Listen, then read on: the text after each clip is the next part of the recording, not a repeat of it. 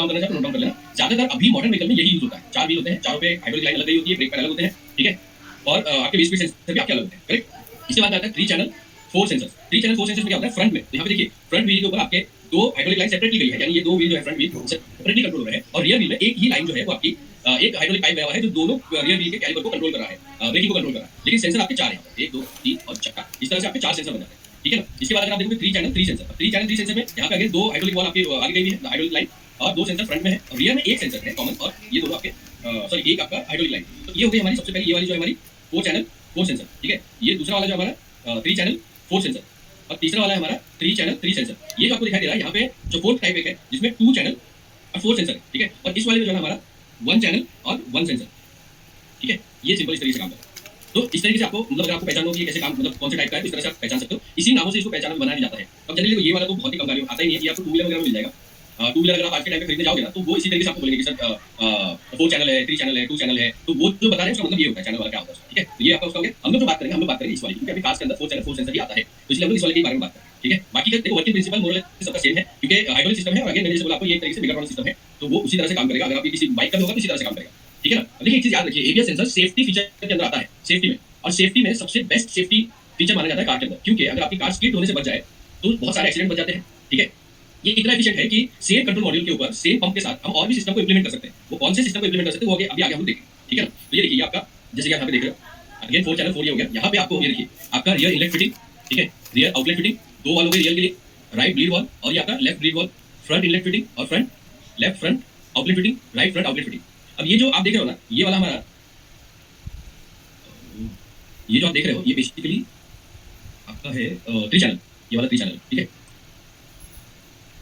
तो यहाँ पे फ्रंट राइट और लेफ्ट फ्रंट और राइट फ्रंट दिया हुआ है, लेकिन यहाँ पे वैसा नहीं दिया हुआ है, ठीक है ना। तो आउटलेट जो है यहाँ पे रियर में एक ही है, तो ये वाला जो है ये डायग्राम थोड़ा गलत हो गया। लेकिन हाँ बेसिक चीज आप देख सकते हो, जैसे कि फ्रंट प्लेनलेट फिटिंग हो गया, आपका ब्लीडिंग वॉल होती है यहाँ पर, ये जो छोटे आप देख रहे हो इनमें से ही ब्लीडिंग वॉल होती है। तो एबीएस को आपको ब्लीड करना पड़ता है, दो तरीका होता है ब्लीडिंग करने का। पहला जो तरीका होता है वो होता है हमारा जो हम लोग मैनुअल ब्लीडिंग करते हैं, और दूसरा तरीका होता है हमारा जो कि हम लोग स्कैनर के जरिए इलेक्ट्रॉनिक ब्लीडिंग करते हैं, इलेक्ट्रॉनिक ब्लीडिंग, ठीक है। वो आगे जब स्कैनर का फंक्शन कवर होंगे ना, उसके अंदर में सब कवर होगा इस तरीके से किया, ठीक है। अगर हम लोग इसका ब्लॉक डायग्राम देखें 4 इसके वाला, तो ये जो है इसको मैं ये कंफ्यूजन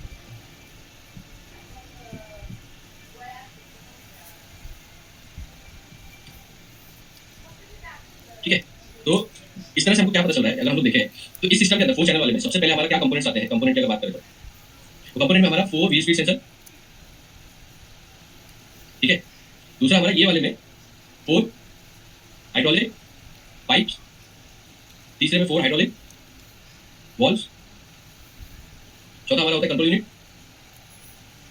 पांचवा हमारा होगा हाइड्रोलिक पंप, ठीक है। तो इस तरह से अब यहाँ पे ब्लॉक डायग्राम देख लेते हैं। ब्लॉक डायग्राम जो है ये मारुति का, तो ये वाला जो है ना मैंने मारुति का लिया हुआ है वैगनर, ठीक है, मारुति वैगनर, और ये लेटेस्ट वाला है 2019 का है। यहाँ पे ये वाला जो है ना ये 4 चैनल, ये 4 चैनल 4 सेंसर, ठीक है, ये वाला। अब यहाँ पे देखो ये मैं पूरा कंट्रोल मॉड्यूल आपको दिखा रहा है, इंटरनली इस तरीके से दिखाई देता है। हमको जो बाहर दिखेगा वो यही दिखेगा। यहाँ पे सबसे पहले ऑब्वियसली हमको एक पावर सप्लाई चाहिए होगी जो कि 12 वोल्टेज होगी हमारी। इसके बाद 20 स्पीड सेंसर का सिग्नल 4 होगा। यहाँ पे आप देख रहे हो right front, left front, right rear right और लेफ्ट रियर लेफ्ट, ठीक है, 4 हो गए यहाँ पे 4 सेंसर। उसके बाद में ये है आपका ईसीएम से कैन की लाइन, ये वाली जो आप देख रहे हो कैन की लाइन, तो यहाँ पे 2 वायर होंगे हमारे जो कि ईसीएम और बीसीएम से कॉमनली कनेक्ट होकर यहाँ पर जा रहे हैं। एक होगा मेरा कैन हाई का, दूसरा होगा मेरा कैन लो का, ठीक है। तो इस तरह से यहाँ पे अब समझ लो एग्जांपल हाइपोथेटिकली, सबसे पहले मैं एक साइड से वायर को पकड़ लेता हूँ, तो मैं वायर ये याद रखिए, हमको ये भी अंदाजा लगाना होता है कितने वायर इसके अंदर होंगे। ये जो वायर ब्लॉक डायग्राम है ये कॉमन टर्म्स में आप देख सकते हो, ठीक है। तो सबसे पहला जो है ना मेरा बैटरी का पावर सप्लाई है, तो ये मेरा एक वायर हो गया बैटरी सप्लाई है 12 वोल्टेज सप्लाई, एक वायर हो गया। दूसरा आता है मेरा समझ लो wheel speed sensor, right front wheel speed sensor. अगर ये 2 वायर वाला है तो इसके अंदर एक आएगी मेरी सिग्नल, और दूसरा मेरा आएगा राइट फ्रंट WSS। ये याद रखिए, आपको ये पहचानने आना चाहिए सिर्फ ब्लॉक डायग्राम, या अगर ऊपर से भी आप सर्किट देख रहे हो तो दूसरा मेरा आएगा ग्राउंड, अगर 2 वायर वाला है तो, ठीक है। एंड चौथे पे सेम मेरा आपका जो left front WSS signal and left front WSS ground. इसके बाद में छठे पे मेरा आएगा rear right WSS signal and rear left WSS ground, ठीक है। तो 1 2 3 4 6 और 7, करेक्ट। तो ये कितना हुआ, rear left rear write signal and ground, इसमें आएगा 8 नंबर पे रियर राइट ग्राउंड, ठीक है, और रियर लेफ्ट सिग्नल। इस तरह से मेरे टोटल 8 वायर हो जाते हैं 20 फीट सेंसर, ठीक है। मैं यहाँ पे ब्लाइंड के ले लेता हूँ। इसके बाद में मेरा 9 नंबर के बाद 10वां जो मेरा वायर आ रहा है वो आ रहा है कैन हाई, एंड फिर 11वां मेरा आ रहा है कैन लो, ओके। अब यहाँ पे ना अगर मैं दूसरी साइड देखूँ तो ये तो एक साइड मैंने देखा होगा, अगर मैं दूसरी साइड देखूँ तो कैन की लाइन जो है वो पार्टी कंट्रोल मॉड्यूल यानी ईसीएम में निकल रही है दूसरी साइड से, जिसको कनेक्शन दिया हुआ है टीसीएम के लिए यानी ट्रांसमिशन कंट्रोल मॉड्यूल, और कॉम्बिनेशन मीटर। कॉम्बिनेशन मीटर यानी आपका इंस्ट्रूमेंट क्लस्टर आईसी, ठीक है। तो इस तरह से क्या हुआ कि दो वायर मेरे और यहाँ से निकल रहे हैं, और ये जो मेरा वायर है ये है ECM एंड BCM, करेक्ट। इसके बाद 12वें नंबर का मेरा वायर आएगा कैन हाई, एंड 13 नंबर पे आएगा मेरा कैन लो। इस तरह से ये जो मेरा कैन है कैन लो का वायर लाइन जारी, देखो मैंने दोनों लाइन अलग क्यों लिखा है, क्योंकि ब्लॉक डायग्राम के हिसाब से अलग बनी है। अब ये हर गाड़ी में अलग अलग बन जाती है, आप लोग वायर काउंट कर, ठीक है। तो ये मेरा ECM, PCM और इंस्ट्रूमेंट क्लस्टर, ठीक है, इतने जगह पे जा रहा है। इस तरह से मेरा जो ये है उसके अंदर 13 वायर यहाँ पे ब्लॉक डायग्राम के हिसाब से मुझे दिखाई दे रहा है, ठीक है ना। अब ये जो कंट्रोल यूनिट है, अंदर आपका एक प्रोसेसर लगा हुआ है, यहाँ पे सॉलिनॉइड वॉल्व का ड्राइवर आईसी है, करेक्ट। अगर आप PCM रिपेयरिंग वगैरह पे ये ले रहे हो तो आपको मिल जाएगी। यहाँ पे सॉलिनॉइड वॉल्व का ड्राइवर आईसी, ये सप्लाई ड्राइवर है, और ये ड्राइवर आईसी जो आपकी इसको कवर करेगी। यहाँ पे जैसे कि आप लोगों ने वीडियो के अंदर देखा था, दो वॉल्व होती है, ये देखो, एक आपकी है आउटलेट, ये इनलेट, एंड ये वाली आउटलेट, ठीक है। इस तरह से आपकी दो वॉल्व है, करेक्ट है ना। अब क्योंकि 4 व्हील है आपके, तो ये दो वॉल्व 2 × 4 = 8 वॉल्व। तो यहाँ पे आपके एक वॉल्व जाती है, 1 2 3 4 5 6 7 8। तो यहाँ से जो आपके निकल रहा है बाहर, वो जा रहा है सिर्फ हाइड्रोलिक पाइप। तो हर इस पे आपके ब्रेक असेंबली पे 2 पाइप जा रहे हैं, जिससे कि रिलीज वॉल्व आपकी मिल जाती है, ठीक है। यहाँ से फिर आपका एक आईसी जो अंदर दिखाई दे रही है आपको, वो है आपकी पंप मोटर की ड्राइवर आईसी, और फिर आपका एक कैन ड्राइवर है। ये बहुत ही सिंपल सा सर्किट होता है एबीएस का। पंप मोटर, पंप को चलाने के लिए अगेन इनपुट जो है वो यहीं से आने वाला है, ये इनपुट है और ये आउटपुट है, ये सारा जो है हमारा आउटपुट है, ठीक है। तो ये आपको याद रखना है। बाकी ये सारा जो है ये हमारा नेटवर्क है। तो इस तरह से मोटे मोटे तौर पे आपका ये सिस्टम काम करता है एबीएस। मोटे मोटे तौर पे नहीं, कंप्लीट इसी तरीके से वायर जो है मैं इस तरह से पहचानता हूँ। अब एक चीज याद रखिए, जब आप वायरिंग डायग्राम देखोगे ना, जैसे एग्जांपल में अगर यहाँ पे ना वायरिंग डायग्राम आप लोगों को दिखा देता हूं एक बार, सेम गाड़ी का मैं आपको वायरिंग डायग्राम दिखाता हूं, जिसका मैंने ब्लॉक डायग्राम दिखाया।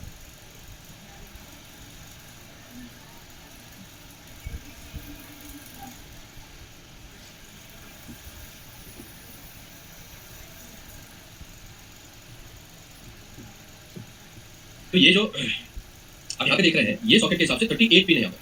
ये देखिए, बड़ा पिन, छोटा पिन, ये 38 पिन है टोटल, 1 2 3 4 5 6 करके। तो अगर आप बोले 38 पिन में क्या हो रहा है, तो उसके लिए हमको फिर बाकी के भी वायर्स को समझना पड़ता है डिटेल, ठीक है। तो उसकी वायरिंग डायग्राम में लिस्ट दी गई है। जैसे कि आपका अगर आप एक हाइड्रोलिक पंप हो गया, आपका विदाउट कीलेस एंट्री सिस्टम हो गया, कीलेस एंट्री सिस्टम हो गया, अलग अलग दिया हुआ है। एक नंबर पे आपका देखिए बैटरी आ जाता है, बैटरी के बाद रिले बॉक्स में आपका एक कंट्रोल दिया होगा, एबीएस मोड, ये individual circuit fuse box number 2, ABS fuse, meter fuse, stop fuse, to ignition switch, to ignition 11 relay, आपका combination maker, ABS warning lamp. तो ये बहुत सारे सर्किट जो है यहाँ पे आपके बन रहे हैं, ठीक है, जो बाकी के वर्किंग में आते हैं। लेकिन अगर हम लोग जो एक्चुअली इसका ऑपरेशन है, आपका इसका एबीएस का ऑपरेशन, एबीएस के ऑपरेशन को अगर देखते हैं, तो उसके अंदर वो ही काम होने वाला है जो मैंने यहाँ पे डिस्कस किया। इसलिए ब्लॉक डायग्राम में ना कभी भी बाकी सिस्टम को नहीं दिखाया जाता, ठीक है। एक 2 मिनट डिजाइन किया मैं,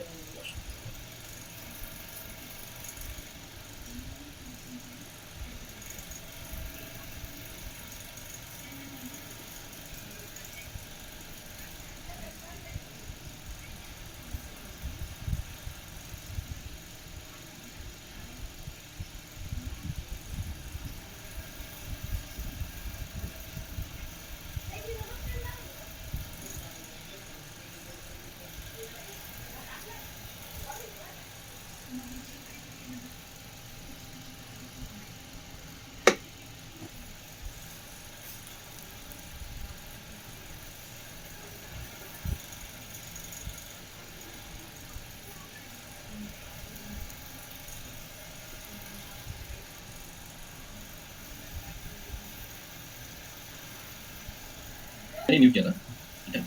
चलिए कंटिन्यू करते हैं। तो यहाँ पे एटलीस्ट ये आपको आइडिया आ गया होगा, ठीक है, मैंने म्यूट किया था, ठीक है, ओके, ठीक है, मैंने म्यूट किया था, ठीक है। चलिए कंटिन्यू करते हैं। तो यहाँ पे एटलीस्ट ये आपको आइडिया आ गया होगा कि एबीएस आपका जो मॉड्यूल है वो बेसिक तरीके से किस तरह काम कर रहा है, बेसिकली कैसे काम कर रहा है, ठीक है ना। अब जब भी कोई कंट्रोल मॉड्यूल आप देखते हैं, तो उस कंट्रोल मॉड्यूल में मेरी आवाज आ रही है सबको,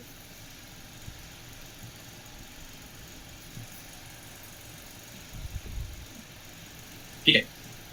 जब भी हम किसी भी कंट्रोल मॉड्यूल को डायग्नोस करने जाते हैं, तो कंट्रोल मॉड्यूल से लेकर जो कंपोनेंट्स होते हैं उसको हमको करना पड़ता है। हर कंपोनेंट के, हर कंट्रोल मॉड्यूल का इनपुट आउटपुट होता है। तो यहाँ पे एबीएस का जो इनपुट होता है वो होता है हमारा व्हील स्पीड सेंसर, ठीक है ना। और जो आउटपुट होता है वो होता है सॉलिनॉइड वाल्व। सॉलिनॉइड का जो मैंने पहले भी बताया है, तो सॉलिनॉइड बेसिकली क्या कॉइल होती है। अभी कॉइल के बीच में हमारी बॉल होती है। जब इस कॉइल को एनर्जाइज किया जाता है, तो एनर्जाइज जब किया जाता है, तो ये अपवर्ड्स और डाउनवर्ड्स इस पे काम करती है, पोजीशन पे काम करती है, ठीक है ना। इसीलिए आपका एनर्जाइज और डी एनर्जाइज दो स्टेट होता है इसका, ठीक है। अब यहाँ पे एक छोटा सा दिक्कत पता क्या है, दिक्कत ये कि नॉर्मल किसी भी कंट्रोल मॉड्यूल में हमको जो है आउटपुट तो दिखाई देता है, लेकिन इसमें हमको आउटपुट दिखाई नहीं देता, क्योंकि आउटपुट अंदर से हो रहा है। जैसे आपने डायग्राम में भी देखा होगा, इस तरह से आपके आउटपुट यानी सॉलिनॉइड वॉल्स जो है वो अंदर लगी हुई है, और पंप को ऑपरेट करने का, वॉल को रिलीज करने का काम कर रहा है आपका एबीएस कंट्रोल यूनिट। इसीलिए होता क्या है कि अगर आप इसको रिपेयर करने जाओ, तो आप सिर्फ इस सर्किट को रिपेयर कर सकते हो, लेकिन अंदर से अगर कोई सॉलिनॉइड खराब हो जाती है, फॉल्टी निकल जाती है, तो उस केस में क्या होगा कि इसको चेंज करना थोड़ा सा मुश्किल हो जाएगा।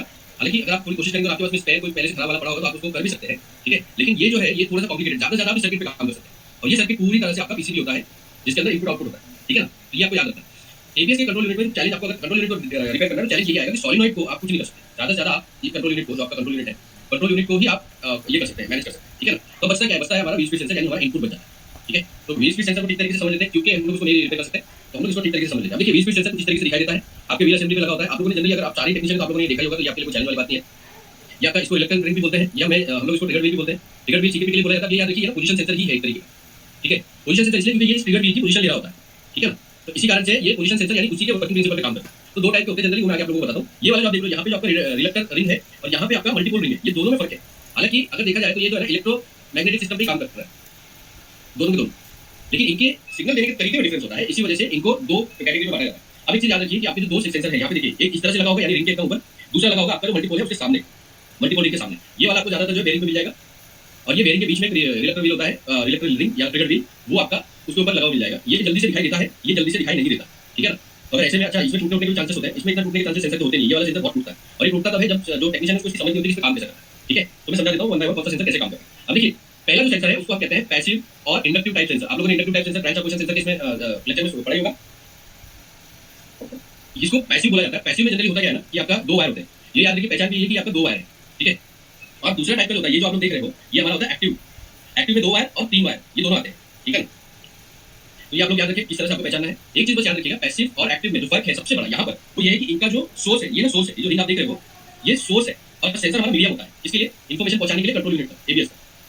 तो जो इन्फॉर्मेशन आ रही है बेसिकली यहाँ से आ रही है, क्योंकि ये लगा हुआ है डायरेक्ट आपके ब्रेक असेंबली के ऊपर। तो यहाँ से व्हील की स्पीड जो है एबीएस तक वाया सेंसर वायर आपके एबीएस तक जाती है, ठीक है ना। तो दो वायर, ये फिक्स से दो वायर तीन वायर का नहीं आता, इसमें दो वायर भी आता है, इसमें तीन वायर भी आता है। तो ये आप लोग याद रखिए, एक्टिव एंड पैसिव। कौन सा सेंसर है? दो active and passive, this is active, okay. इस तरीके से आप पहचान सकते हो। अगर दो वायर वाला है, ऐसे लगा हुआ है, उसकी पोजीशन ट्रिगर व्हील के साथ है, तो एक्टिव है। और अगर दो वायर वाला है और ये इस तरीके से लगा हुआ है यानी मल्टीपल रिंग के साथ में लगा हुआ है, तो ये पैसिव है, ठीक है। एक्टिव वाले को थोड़ा सा समझ लेंगे। चार पांच पॉइंट जो है इसमें बहुत इंपॉर्टेंट होते हैं। तो सबसे पहला जो पॉइंट है, this is the position close to the trigger wheel. Again आप देखो कि ये जो है ना बहुत ही ज्यादा ट्रिगर व्हील के नजदीक लगाया जाता है। इसका जो गैप है जनरली 1 सेंटीमीटर के आसपास का गैप होता है। ये गैप भी बहुत इंपॉर्टेंट होता है, which attach to the wheel hub और राइट शाफ्ट। तो ये आपका व्हील हब के साथ में अटैच दे दोगे। यहाँ पर जो अपना व्हील हब होता है उससे ये बोल्ट लगा के अटैच किया जाता है, आप लोगों ने देखा ही होगा। The rotation of the trigger wheel and the resulting movement from tooth to tooth vary the sensor magnetic field inducing alternating voltage into the sensor coil. अब ये जो सेंसर है देखिए, ये पैसिव सेंसर। पैसिव का मतलब क्या होता है कि इसको चलने के लिए, क्योंकि ये मैग्नेट है अंदर, इसके अंदर परमानेंट मैग्नेट है और यहाँ पर कॉइल होती है, ठीक है, ऐसे। तो इसीलिए इसको काम करने के लिए ना किसी भी एक्सटर्नल पावर की जरूरत नहीं पड़ती। तो यहाँ पे हम सिंपली 12 वोल्टेज सप्लाई करते हैं या 5 वोल्टेज सप्लाई करते हैं, ठीक है। और यहाँ पे हमारा होता है ग्राउंड, जिससे सर्किट हो जाता है कंप्लीट। अब होगा क्या कि जब आपका जो व्हील घूमेगा, ये आपका व्हील हो गया समझ लीजिए, तो इलेक्ट्रोमैग्नेटिक फील्ड जो इस तरीके से आगे जा रही है, उसका जो दायरा है वो चेंज होता है। जैसे कि एग्जांपल ये यहाँ तक गई है और ये वाली बस यहाँ तक गई है। इस तरह से जो ये जो रीच है ना, इससे बनता है सिग्नल। यहाँ पे ये इलेक्ट्रोमैग्नेटिक फील्ड डिस्टर्ब होगी और ये कॉइल उसको ये डिटेक्ट करके, मतलब कॉइल के अंदर जो है ना फील्ड में डिफरेंस आएगा, वो डिफरेंस ये जो 12 वोल्टेज हमारी सप्लाई की गई है इसको चेंज करेगा। और ये कैसे चेंज करेगा? इंडक्टिव टाइप है तो ये आपका ऐसे चेंज करेगा, यानी कि ये डिजिटल सिग्नल नहीं है, ये एनालॉग सिग्नल है, एनालॉग सिग्नल। बहुत सिंपल सा है। अब ये याद रखिए, अगर आप इसको पावर सप्लाई नहीं भी देते हो तो भी आपका रेजिस्टेंस चेंज करेगा। ये हम लोग पहले भी डिस्कस कर चुके हैं। इसमें आपको देखो दिखाई देगा बेसिकली ये कैसे काम करता है। तो यहाँ पे परमानेंट मैग्नेट है, देखो। इसके बाद में आपका सॉफ्ट आयरन कोर, ये जो कोर है बेसिकली वो वहाँ पे सिर्फ इसलिए लगाया गया ताकि इलेक्ट्रोमैग्नेटिक फील्ड को थोड़ा सा ये कर सके। आगे आपके वाइंडिंग है, कॉइल वाइंडिंग, और ये आपका ट्रिगर व्हील हो गया, करेक्ट। इस तरह से आपका active sensor sorry passive sensor जो काम करता है। अब देखिए, ये जो पैसिव सेंसर है ना, इसमें प्रॉब्लम क्या है कि अगर आप इसको हाथ से, जैसे मैंने बोला, इसको पावर की जरूरत नहीं है, तो अगर आप व्हील को हाथ से भी घुमाते हो तो भी ये फ्रीक्वेंसी इस तरीके से देगा, ठीक है। ये आपको फ्रीक्वेंसी दे दिया। अब जैसे ही आपका इंजन स्टार्ट आप कर दोगे आइडलिंग में 5 से 6 किलोमीटर पर आवर की स्पीड पर ये इस तरह से सिग्नल देगा। अगेन 0 12 और यहाँ पे भी देखिए 0 12 इस तरह से सिग्नल बना रहा है ना। अब इसमें प्रॉब्लम पता क्या है? प्रॉब्लम ये है कि ये लो स्पीड को डिटेक्ट नहीं कर सकता, कांट डिटेक्ट लो स्पीड।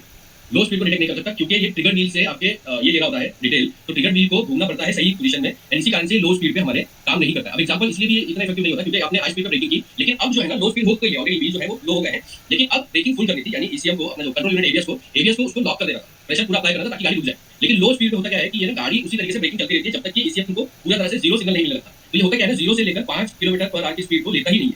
ये इसका ब्लैक स्पॉट है, ब्लाइंड स्पॉट। अच्छा, ये मैं आपको बता रहा हूँ किस हिसाब से, क्योंकि जितना डेटा देखा गया ना वहाँ पे 5 to 6 किलोमीटर पर आवर के बाद ये सिग्नल जो है ना फ्रीक्वेंसी ईसीएम तक सही पहुंचाता है, ठीक है।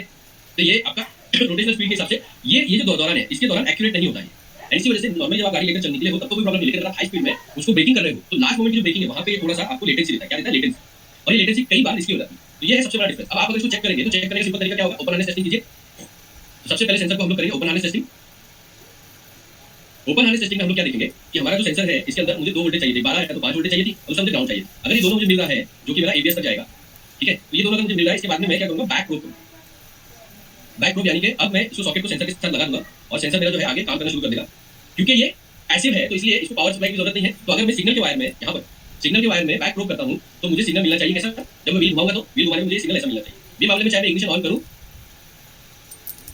ऑन और नॉट, इससे कोई फर्क नहीं पड़ता। एक तरीका और है सेंसर को टेस्ट करने का। अगर आपको ओपन हार्नेस में सर्किट वगैरह सब कुछ ओके है तो तो दूसरा तरीका जो सेंसर को टेस्ट करने का होता है वो ये होता है कि आप ये दोनों वायर को, इस दोनों वायर में आप क्या कीजिए कि मल्टीमीटर का प्रोब लगा दीजिए, ठीक है। और ये जो मल्टीमीटर का प्रोब है इसको आप सिंपली पॉजिटिव एंड नेगेटिव, तो ये आपका पॉजिटिव चला गया और ये आपका आ गया नेगेटिव, ठीक है। और इसको डाल दीजिए आप ohms पे, यानी रेजिस्टेंस चेक कीजिए। और रेजिस्टेंस जो है इसका इंडक्टिव टाइप होने की वजह से ज्यादातर 2.5 किलो ohms तक का इसका होता है।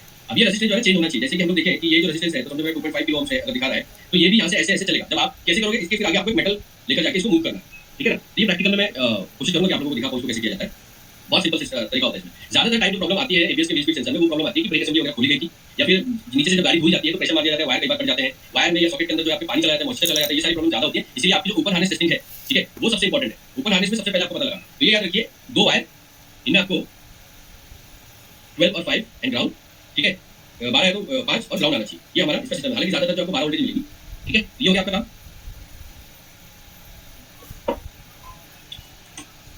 अब इसके बाद में हम लोग जैसे कि आपने सिग्नल वगैरह देख लिया, तो इंडक्टिव टाइप सेंसर और आपका पैसिव सेंसर आपको समझ में आ गया। ये है हमारा एक्टिव टाइप सेंसर। कौन सा वाला sensor? Active type sensor. Active type sensor के कुछ की पॉइंट है जो आपको याद रखने जरूरी है। तो यहाँ पे क्या लिखा है? Unlike passive wheel speed sensor, active wheel speed sensor have integrated electronic and is supplied with a defined voltage from the ABS module. इसका मतलब क्या हुआ कि भाई ये इंटीग्रेटेड सर्किट पे काम कर रहा है, तो एबीएस से इसको एक वोल्टेज आएगी, क्या आएगी? सप्लाई वोल्टेज, इसको हम लोग बोलते हैं सप्लाई वोल्टेज। और ये जो सप्लाई वोल्टेज होती है वो हमेशा रेफरेंस वोल्टेज होती है 5 वोल्टेज, ठीक है ना। और दूसरे से मेरा सिग्नल जाएगा, ये बहुत जरूरी है, ये वाला एक्टिव सेंसर को काम करना, ठीक है। तो 5 वोल्टेज एंड दूसरे साइड में मेरा आपका सिग्नल हो सकता है, ठीक है। तो वो केस में आपका हो जाएगा बॉडी ग्राउंड, अगर 2 वायर है तो, ठीक है। पहला पॉइंट जो आपको याद रखना जरूरी। दूसरा पॉइंट ये, there are 2 type of active sensor, the magneto resistive यानी कि मैग्नेट रेसिस्टिव, है ना। और दूसरा जो हमारा होता है वो होता है हॉल सेंसर, ठीक है। Both sensor look similar to the passive sensor and may comes with, देखने में मोटा-मोटा तौर पे सेम दिखाई देंगे, मे कम विद 2 और 3 टर्मिनल। 2 वायर अगेन मैंने यहाँ पे दिखाई दिया था आपको, देखो 2 वायर 3 वायर, तो ये दोनों में आ जाता है। ये दूसरा पॉइंट जो आपको याद रखना है, active speed sensor producer digital signal. ये इंपॉर्टेंट है कि ये डिजिटल सिग्नल प्रोड्यूस करेगा, क्योंकि हमारा एक्टिव जो पैसिव वाला था वो एनालॉग सिग्नल प्रोड्यूस कर रहा था, ये आपका कवर करता है, प्रोड्यूस करता है आपका डिजिटल सिग्नल। तीसरा पॉइंट हो गया। अब देखो advantage of the wheel speed sensor is that it can accurately monitor all wheel speed sensor including stationary and dual element sensor can also monitor rotational reverse rotation. अगर ये वाला जो sensor है या फिर रिवर्स स्पीड को भी monitor कर सकता है, ठीक है। ये एक चीज आपको याद रखनी है, ठीक है। एंड इसीलिए ज्यादातर टाइम इसको यूज किया जाता है।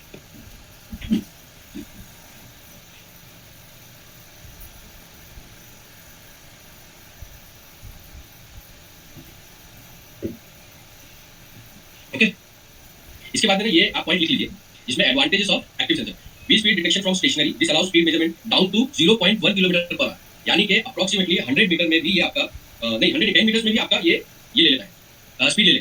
ओके, तो ये सबसे पहला पॉइंट है। इसके बाद आता है sensor is smaller and lighter, ये सेकंड एडवांटेज इसका हो गया। Insensitive to vibration and temperature fluctuation, insensitive to vibration and temperature fluctuation, less sensitive to changes in air gap.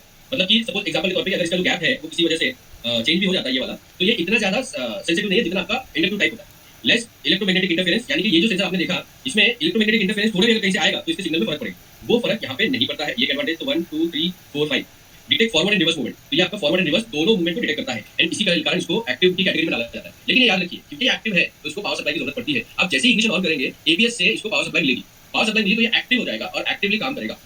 Clear हो गया? इसकी लोकेशन वगैरह देख लेते हैं। ये देखिए, ये जो आप देख रहे हो इस तरीके से दिखाई देता है, ये एक्चुअल हब है, व्हील हब, जिसके ऊपर आपको ये सेंसर लगा हुआ दिखाई देगा। ये बहुत ज्यादा टूटते हैं, इसको खोलते वक्त, असेंबली में जब काम किया जाता है ना, इसको खोलते वक्त हल्का सा ये लगा तो ये टूट जाता है। सबसे ज्यादा प्रॉब्लम ये आती है इसके अंदर, करेक्ट है। तो अच्छा, अगर किसी वजह से मैकेनिक्स जो है वो काम करते वक्त ये व्हील को अगर डैमेज कर दे, तो ये जो आप परमानेंट मैग्नेट का जो रिंग देख रहे हो ना, ये परमानेंट मैग्नेट नॉर्थ साउथ जो आपने देखा, उसमें एक इंपॉर्टेंट चीज है, अगर ये डैमेज हो गया तो सिग्नल कभी करेक्ट आएगा नहीं, ठीक है, कभी भी करेक्ट नहीं आएगा। इसको आप लोगों को याद रखना है। एंड इसी वजह से यहाँ पे 2 क्रिटिकल पॉइंट हो जाते हैं। ये आपको ऐसे दिखाई देता है, देखिए क्रिटिकल पॉइंट क्या होता है? सबसे पहला आपका सेंसर और दूसरा सेंसर सर्किट, दूसरा आपका व्हील हब एंड आपका जो ये व्हील रिंग है, ये वाला मल्टीपोल रिंग।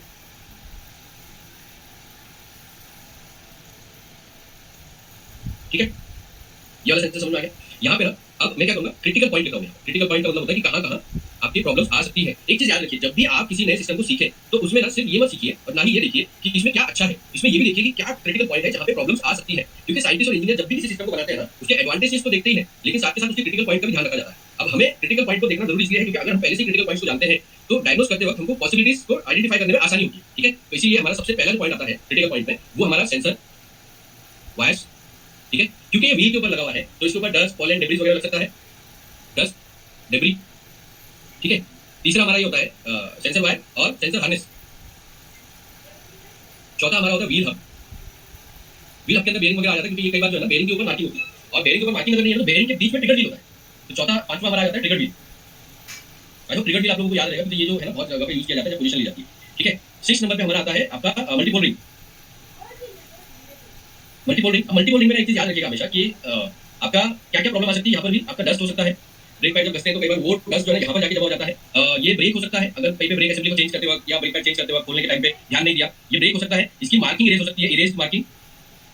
मार्किंग बेसिकली किस चीज की है, आपकी परमानेंट मैग्नेट की नॉर्थ एंड साउथ। यहाँ से यहाँ पे अगर आप ध्यान से देखो तो एक मिनट, ये देखिए यहाँ पे आपको north south, north south, north south, north, ये होती है आपकी मैग्नेट। तो ये मैग्नेट की जो पोल है ना, उसी से रोटेशन पता चलती है और आपको कितनी स्पीड पे चल रही है वो पता चलती है, ठीक है ना। इसी कारण से ये भी इसका एक क्रिटिकल पॉइंट आ जाता है। ओके, अब अगर हम लोग बात करें चलो कैसे आइडेंटिफाई किया जाए, मैं आपको एक बहुत ही बढ़िया तरीका बताता हूँ जिससे कि आप लोग इसको सही तरीके से डायग्नोस कर पाओगे। ज्यादातर प्रॉब्लम जो है हमेशा सेंसर की साइड में आती है, क्योंकि ये व्हील पे लगे हुए हैं और हर कुछ झेलना होता है इस सेंसर को। 4 सेंसर होते हैं जनरली और चारों सेंसर को सब कुछ झेलना होता है। अब जब आप झेल रहे हो तो इसमें आपको क्या फायदा होगा, क्या नुकसान होगा, वो समझ लीजिए।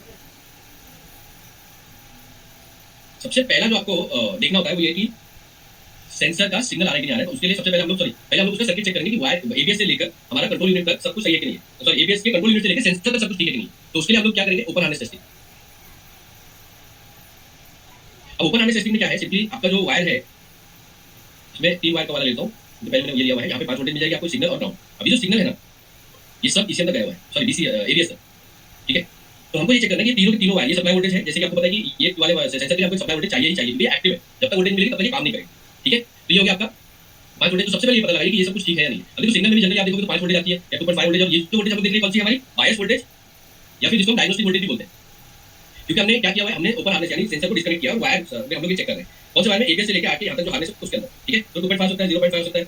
अगर ये सब आपको मिल रहा है तो इसका मतलब ये सर्किट यहाँ तक सब कुछ हो गया। ये नहीं मिलता है तो पहले यहीं पे काम कीजिए। इसके बाद दूसरा जो आपको नेक्स्ट स्टेप करना है वो ये है कि आप ये बैक प्रोब नहीं करें, आप स्कैनर में जाएं। नेक्स्ट स्टेप हम लोग करेंगे इसको डायग्नोस। स्कैनर में जाकर आपको जाना है एबीएस के अंदर। एबीएस के अंदर आप जाएंगे लाइव डेटा स्ट्रीम में, और लाइव डेटा स्ट्रीम के बाद आप जाएंगे चारों सेंसर को सिलेक्ट करेंगे। कौन से सेंसर को, चारों, front right wheel speed sensor, front left wheel speed sensor, rear right wheel speed sensor and rear left wheel speed sensor. अब इसमें आपको क्या देखना है, कई बार देखेंगे आप, ये तो आपने सेलेक्ट कर लिया, वैल्यू क्या होगी। वैल्यू में 2 वैल्यू होती है। कई बार होती है आपकी कि किलोमीटर दिखाता है कि स्पीड क्या है, ठीक है, तो वो आप देख लीजिए। और कई बार इसकी वोल्टेज दिखाता है। जो भी हो आपको चारों सेलेक्ट कर लेंगे। अगर आपको दोनों मिल रहा है ना तो आप आठों के आठों ऑप्शन को सेलेक्ट कीजिए, ठीक है। ये मैं आपको एकदम आसान तरीका बता रहा हूँ, उसके बाद एक प्रैक्टिकल वीडियो भी बनाऊंगा जिससे कि आपको आइडिया है कि अगर ऐसा कोई प्रॉब्लम आ रही है तो क्या होगा, ठीक है। अब ये अपने स्कैनर के अंदर गए, एबीएस में गए, लाइव डेटा स्ट्रीम आपने चेक किया, मतलब स्कैनर में गाड़ी का जो भी मॉडल होगा वो आप सेलेक्ट कर लेंगे प्लीज। तो बोलोगे सर आपने बोला नहीं गाड़ी सेलेक्ट करो, ये करो। इसके बाद में ना आपका आ जाता है, सेलेक्ट कर लिया आपने। सेलेक्ट करने के बाद में आपको तीसरा ऑप्शन होगा ड्राइव द व्हीकल। एक चीज याद रखिए, कभी भी इंपॉर्टेंट नोट, गाड़ी अगर इंपॉर्टेंट नोट ये है कि do not hand over car to the customer without minimum 20 kilometre trial after solving ABS issues. इसका मतलब क्या होता है, कभी भी आपको बिना 20 किलोमीटर का ट्रायल लिए कस्टमर को गाड़ी हैंड ओवर नहीं करना है। अगर एबीएस के इशू के लिए आप आए तो उसके लिए हम क्या करते हैं, हम ड्राइव करते हैं। थर्ड ऑप्शन हमने सेलेक्ट कर लिया, स्कैनर कनेक्टेड रहने दीजिए, गाड़ी को ड्राइव कीजिए, और ड्राइव करते वक्त आपको क्या देखना है वो मैं आपको, ठीक है। तो उसके लिए मैं ग्राफ बनाऊंगा, 4 ग्राफ बना लेता हूं मैं। अच्छा, ये जो टेस्टिंग मेथड है ये वाला दोनों पे अप्लाई कर सकते हो। जनरली एक्टिव वाले में ज्यादा एक्यूरेट होता है, पैसिव वाले को एक्यूरेट वाला मेथड होता नहीं है, लेकिन पैसिव वाले को फॉल्ट इजीली मिल जाता है, एक्टिव वाले में ही थोड़ी सी दिक्कत आती है। तो मैं क्या करूं, देखिए 2 तरीका है। मैंने गाड़ी स्टार्ट की, अब मेरा जो व्हीकल है तो ये जो है मेरा, ये मेरा फ्रंट राइट है, ये मेरा फ्रंट लेफ्ट है, ये मेरा रियर राइट है और ये मेरा रियर लेफ्ट है। मैं क्या करूं, मैं जैसे ही सिंपल गाड़ी चला रहा हूं, यहाँ पे जो मुझे दिखा रहा है ना किलोमीटर पर आवर, ठीक है, check kilometre per hour, kilometre KMPH, KMPH. मैंने गाड़ी चलाई है यहाँ पर मेरी 40 किलोमीटर पर आवर, ठीक है। एक तरफ देखिए तो मेरा जो फ्रंट राइट है वो मुझे स्पीड दे रहा है व्हील्स की, जो है मेरी 40, ये भी मुझे दे रहा है 40। अब ये भी मुझे दे रहा है 40, ये जो है ना मुझे 40 नहीं दे रहा, ये मुझे दे रहा है 20, ठीक है। अब आप लोग मुझे थोड़ा सा बताइए कि आपको क्या प्रॉब्लम लग रही है रियर लेफ्ट वाले, और बताएगा। तो देखिए जब स्कैनर से आप इस तरह टेस्ट करेंगे ना तो आपको ये एक्यूरेटली दिखाई देगा। तो आप लोग हैंड टेस्ट करके मुझे बताइए कि आपको क्या लग रहा है प्रॉब्लम, इसमें क्या प्रॉब्लम फील हो रही है आपको। देखो रियर लेफ्ट का फॉल्ट भी था, अब मैं इसका ट्रायल ले रहा हूं तो मुझे यहाँ पे बाकी तीनों में 40 दिखा रहा है, लेकिन पीछे वाले में रियर लेफ्ट में मुझे ये दिखा रहा है। सलीम भाई बोलिए, जी बोलिए सलीम भाई। अस्सलाम वालेकुम सर, इसमें वोल्टेज भी थोड़ा कम आएगा तो भी इशू आ सकता है 100%। और क्या हो सकता है, और तो ये सही पॉइंट जो है वो सलीम भाई ने बोला कि वोल्टेज कम हो सकता है, सिग्नल जो है वो कम आ रहा है, दैट्स अ गुड पॉसिबिलिटी। तो वो सब लोग नोट डाउन कीजिए कि एक पॉसिबिलिटी पहली बन रही है, मैं लिख देता हूं यहाँ पर, ठीक है। उसके बाद फिर माइक ऑन करता हूं बाकी। तो फर्स्ट पॉसिबिलिटी जो मेरी बनी है लो इनपुट, करेक्ट, ओके। क्या बोल रहे हो, व्हील पे कट जंग कम आएगा।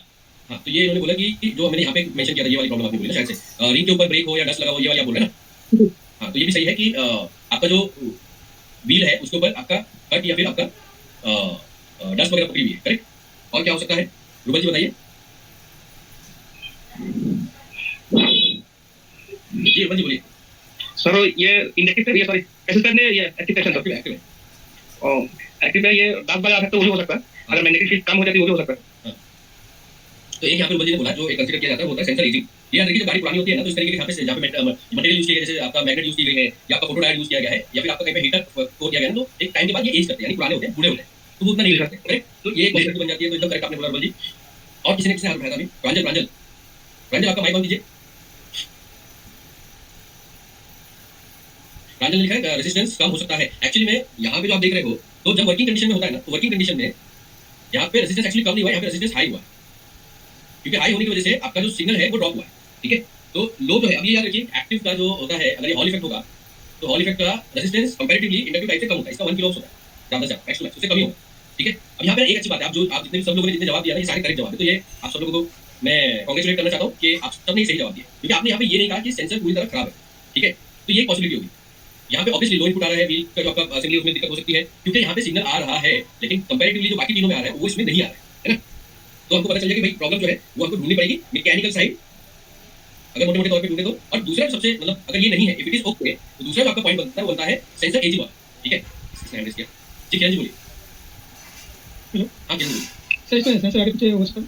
हाँ, तो जैसे कि आपका मूवमेंट मतलब फिटिंग का प्रॉब्लम जो है वो 100% हो सकती है। इस तरह से समझिए 10 से 15 पॉसिबिलिटी मैकेनिकल तौर पे बन जाती है। करेक्ट है ना? हाँ, अब अगर हम लोग देखेंगे इलेक्ट्रॉनिक तौर पे, इलेक्ट्रॉनिक तौर पे जो हमारा रेजिस्टेंस वाला है वो और एजिंग वाला, ये दो चीज जो है ना हमारी इलेक्ट्रॉनिक तौर पे प्रॉब्लम है। बाकी आपका सेंसर लूज होना, सेंसर का टूट जाना, अंदर ट्रिगर व्हील का खराब हो जाना, ट्रिगर व्हील का लूज हो जाना, आपका जो ये है आपकी जो कोल्ड रिंग है, मल्टीपोल रिंग के ऊपर डस्ट जम जाना, कार्बन जम जाना, ये सारी प्रॉब्लम जो आपकी आती है मैकेनिकल के तौर पे।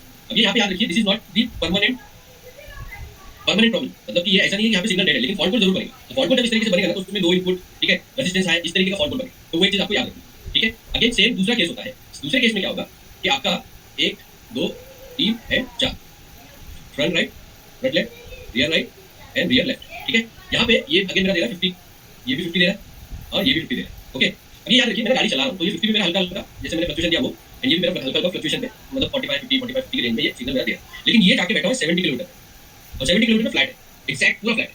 इस केस में क्या क्या प्रॉब्लम होगी बताइए?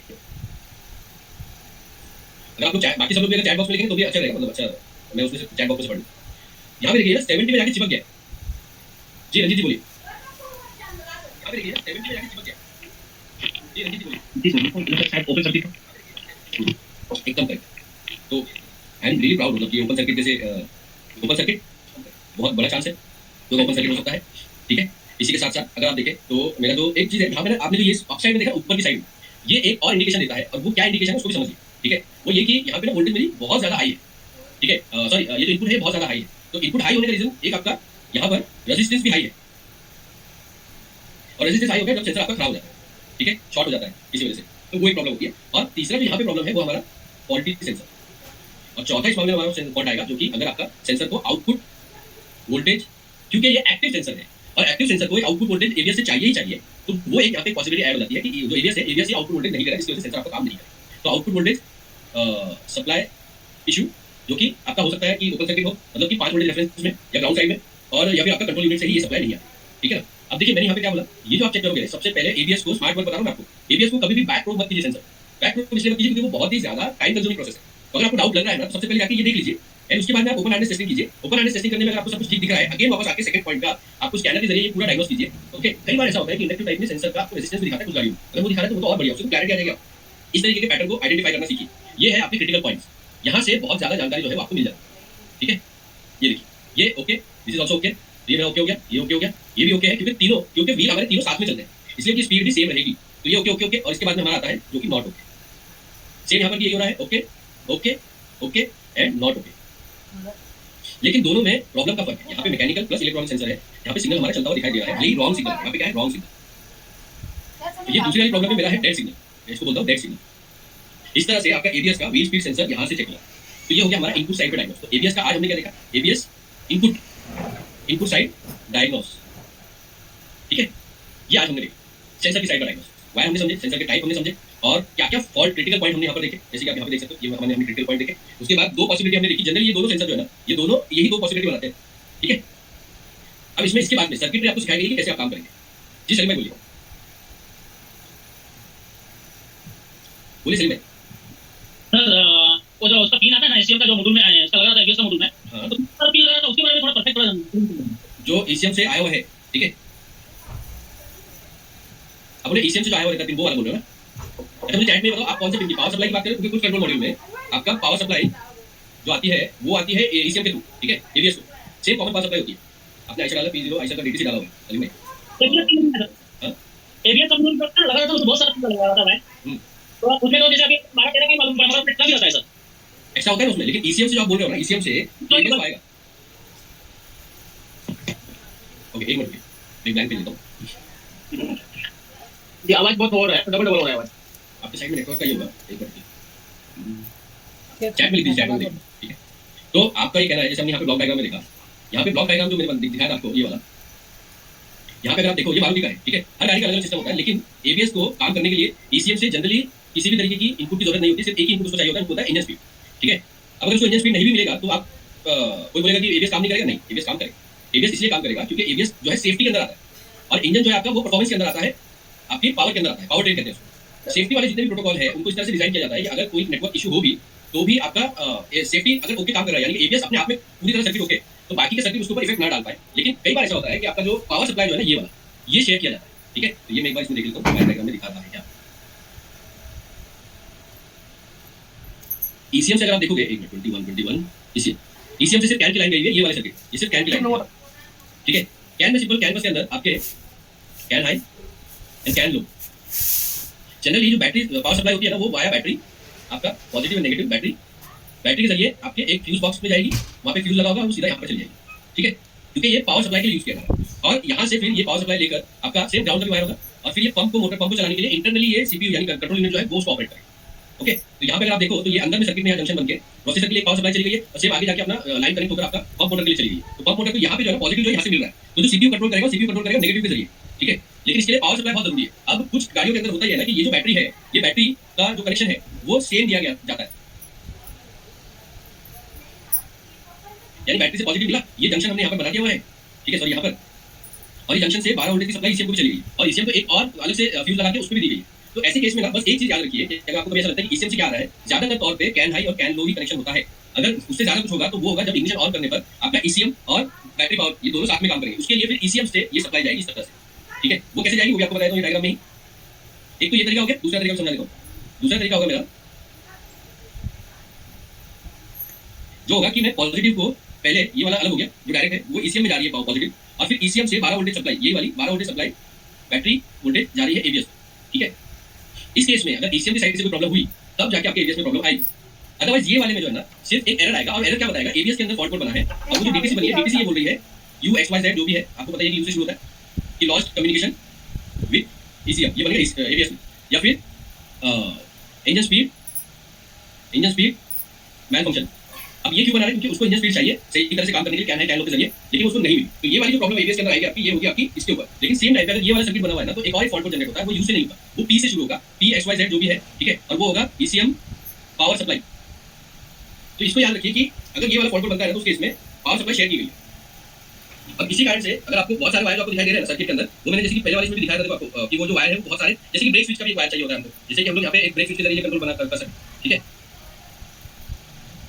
ओके, तो प्रांजल का एक सवाल है कि स्कैनर में कैसे पता करें कि मॉड्यूल खराब हो गई है कि नहीं। अच्छा, मॉड्यूल अगर खराब होता है एग्जांपल के तौर पे तो आपको व्हील की स्पीड दिखाई देगी, खास करके एक्टिव वाले में, ठीक है। और आप जब ऑपरेट करोगे तो पहले मॉड्यूल पंप अगर खराब होगा ना तो उसकी इंडिकेशन है, मॉड्यूल की इंडिकेशन, और वो ये कि आप जब ब्रेक दबाओगे ना तो आपका ये क्या कहते हैं ब्रेक पैडल हार्ड हो जाता है, तो उसमें पंप खराब होता है, ठीक है। ब्लीडिंग की इशू होती है, पंप खराब होता है। कंट्रोल मॉड्यूल अगर आपका खराब होता है तो उस केस में आप एक्चुएशन टेस्ट से कर सकते हो। तो आजकल मैंने ये टॉपिक कवर किया ना, ये इनपुट साइड में, तो इनपुट साइड डेटा शीट में देखेंगे। इसके बाद में हम लोग एक्चुएशन टेस्ट के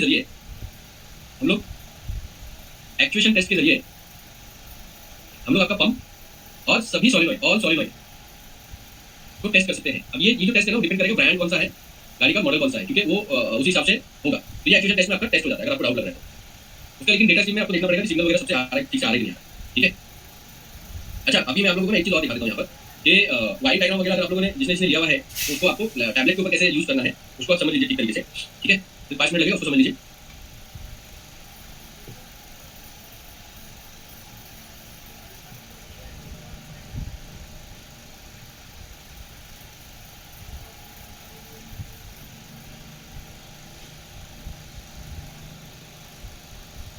हूँ कि कैसे आपको आपके लैपटॉप में के जरिए वायरिंग डायग्राम हो गया या फिर ये सब आपको कैसे करना है ना, वो बहुत लोगों का सवाल था, तो मैं आप लोगों को बता दे रहा हूँ। ठीक है, उसके बाद आपका क्वेश्चन लेता हूँ। ये देखिए, सबसे पहले आपको क्या करना है, आप इस पे चले जाइए www.scancast.in पे आपको क्लिक ये करना है, www.scancast.in। एंटर किया, जैसे आप एंटर करोगे ये होम पेज आपको आ जाएगा। ठीक है, तो ये होम पेज आपको आ गया। यहाँ पे राइट में देखिए लॉगिन मिलेगा, लॉगिन पे आपने जैसे क्लिक किया इस तरीके से ओआरजी कोड ऑटोमेटिकली आ जाएगा। यहाँ पे आपको नंबर डालना है, जैसे मैं यहाँ पे नंबर डाल दे रहा हूँ।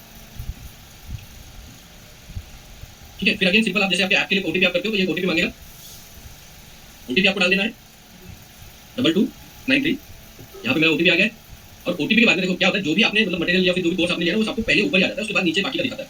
अब यहाँ पे अगर आपको जैसे एग्जांपल के तौर पे वायरिंग डायग्राम में जाना है तो वायरिंग डायग्राम पे क्लिक कीजिए। यहाँ पे देखो आपको overview, content, live classes, attendance, announcement. तो अगर सपोज मैंने यहाँ पर कुछ किया हुआ है तो यहाँ पे मुझे पता चल जाता है। वायरिंग डायग्राम आप जाओगे तो कंटेंट, अगर वायरिंग डायग्राम यूज कर रहे हो तो कंटेंट में जाना है आपने। कंटेंट में जाने के बाद आपको सिंपली ये देखो wiring diagram, bike wiring diagram और ऑटोमेटिक डीजल वायरिंग डायग्राम। ठीक है, ये सिंगल फाइल बाहर पड़ी हुई है।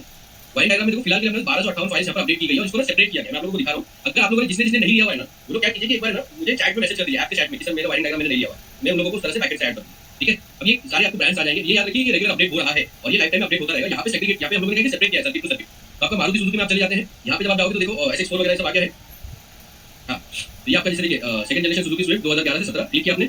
यहाँ पे आपको देखिए ये पूरा इंडिविजुअल दे देता है। मोबाइल में क्या होगा, मोबाइल में देखो तो यहाँ पे ऊपर की तरफ जो है सर्च का ऑप्शन है, सर्च के ऑप्शन से आपको सिंपली वो ये कर लेना है। अगर आप यहाँ पे देखो ABS की वायरिंग डायग्राम में जाता हूँ, मुझे वायरिंग डायग्राम मिल जाता, ओपन किया, ये मेरा ब्लॉक डायग्राम जो मैंने आपको दिखाया सेम मैंने दिखाया वो भी आपको। ये देखिए, आप जितना चाहो उतना जूम कर सकते हैं। लैपटॉप पे एक फायदा ये होता है आपको, इसके बाद में इसका सर्किट डायग्राम इस तरह से आपको मिल जाता है। ठीक है, ये आपका सर्किट डायग्राम, ये आपके पिन के नंबर। ओके, तो ये ना रेगुलर अपडेट हो रहा है। अच्छी बात आप अगर देखोगे तो ये सेपरेट कर दिया गया। अगर आप सर्च में ABS में डालोगे तो भी आपको मिल जाएगा।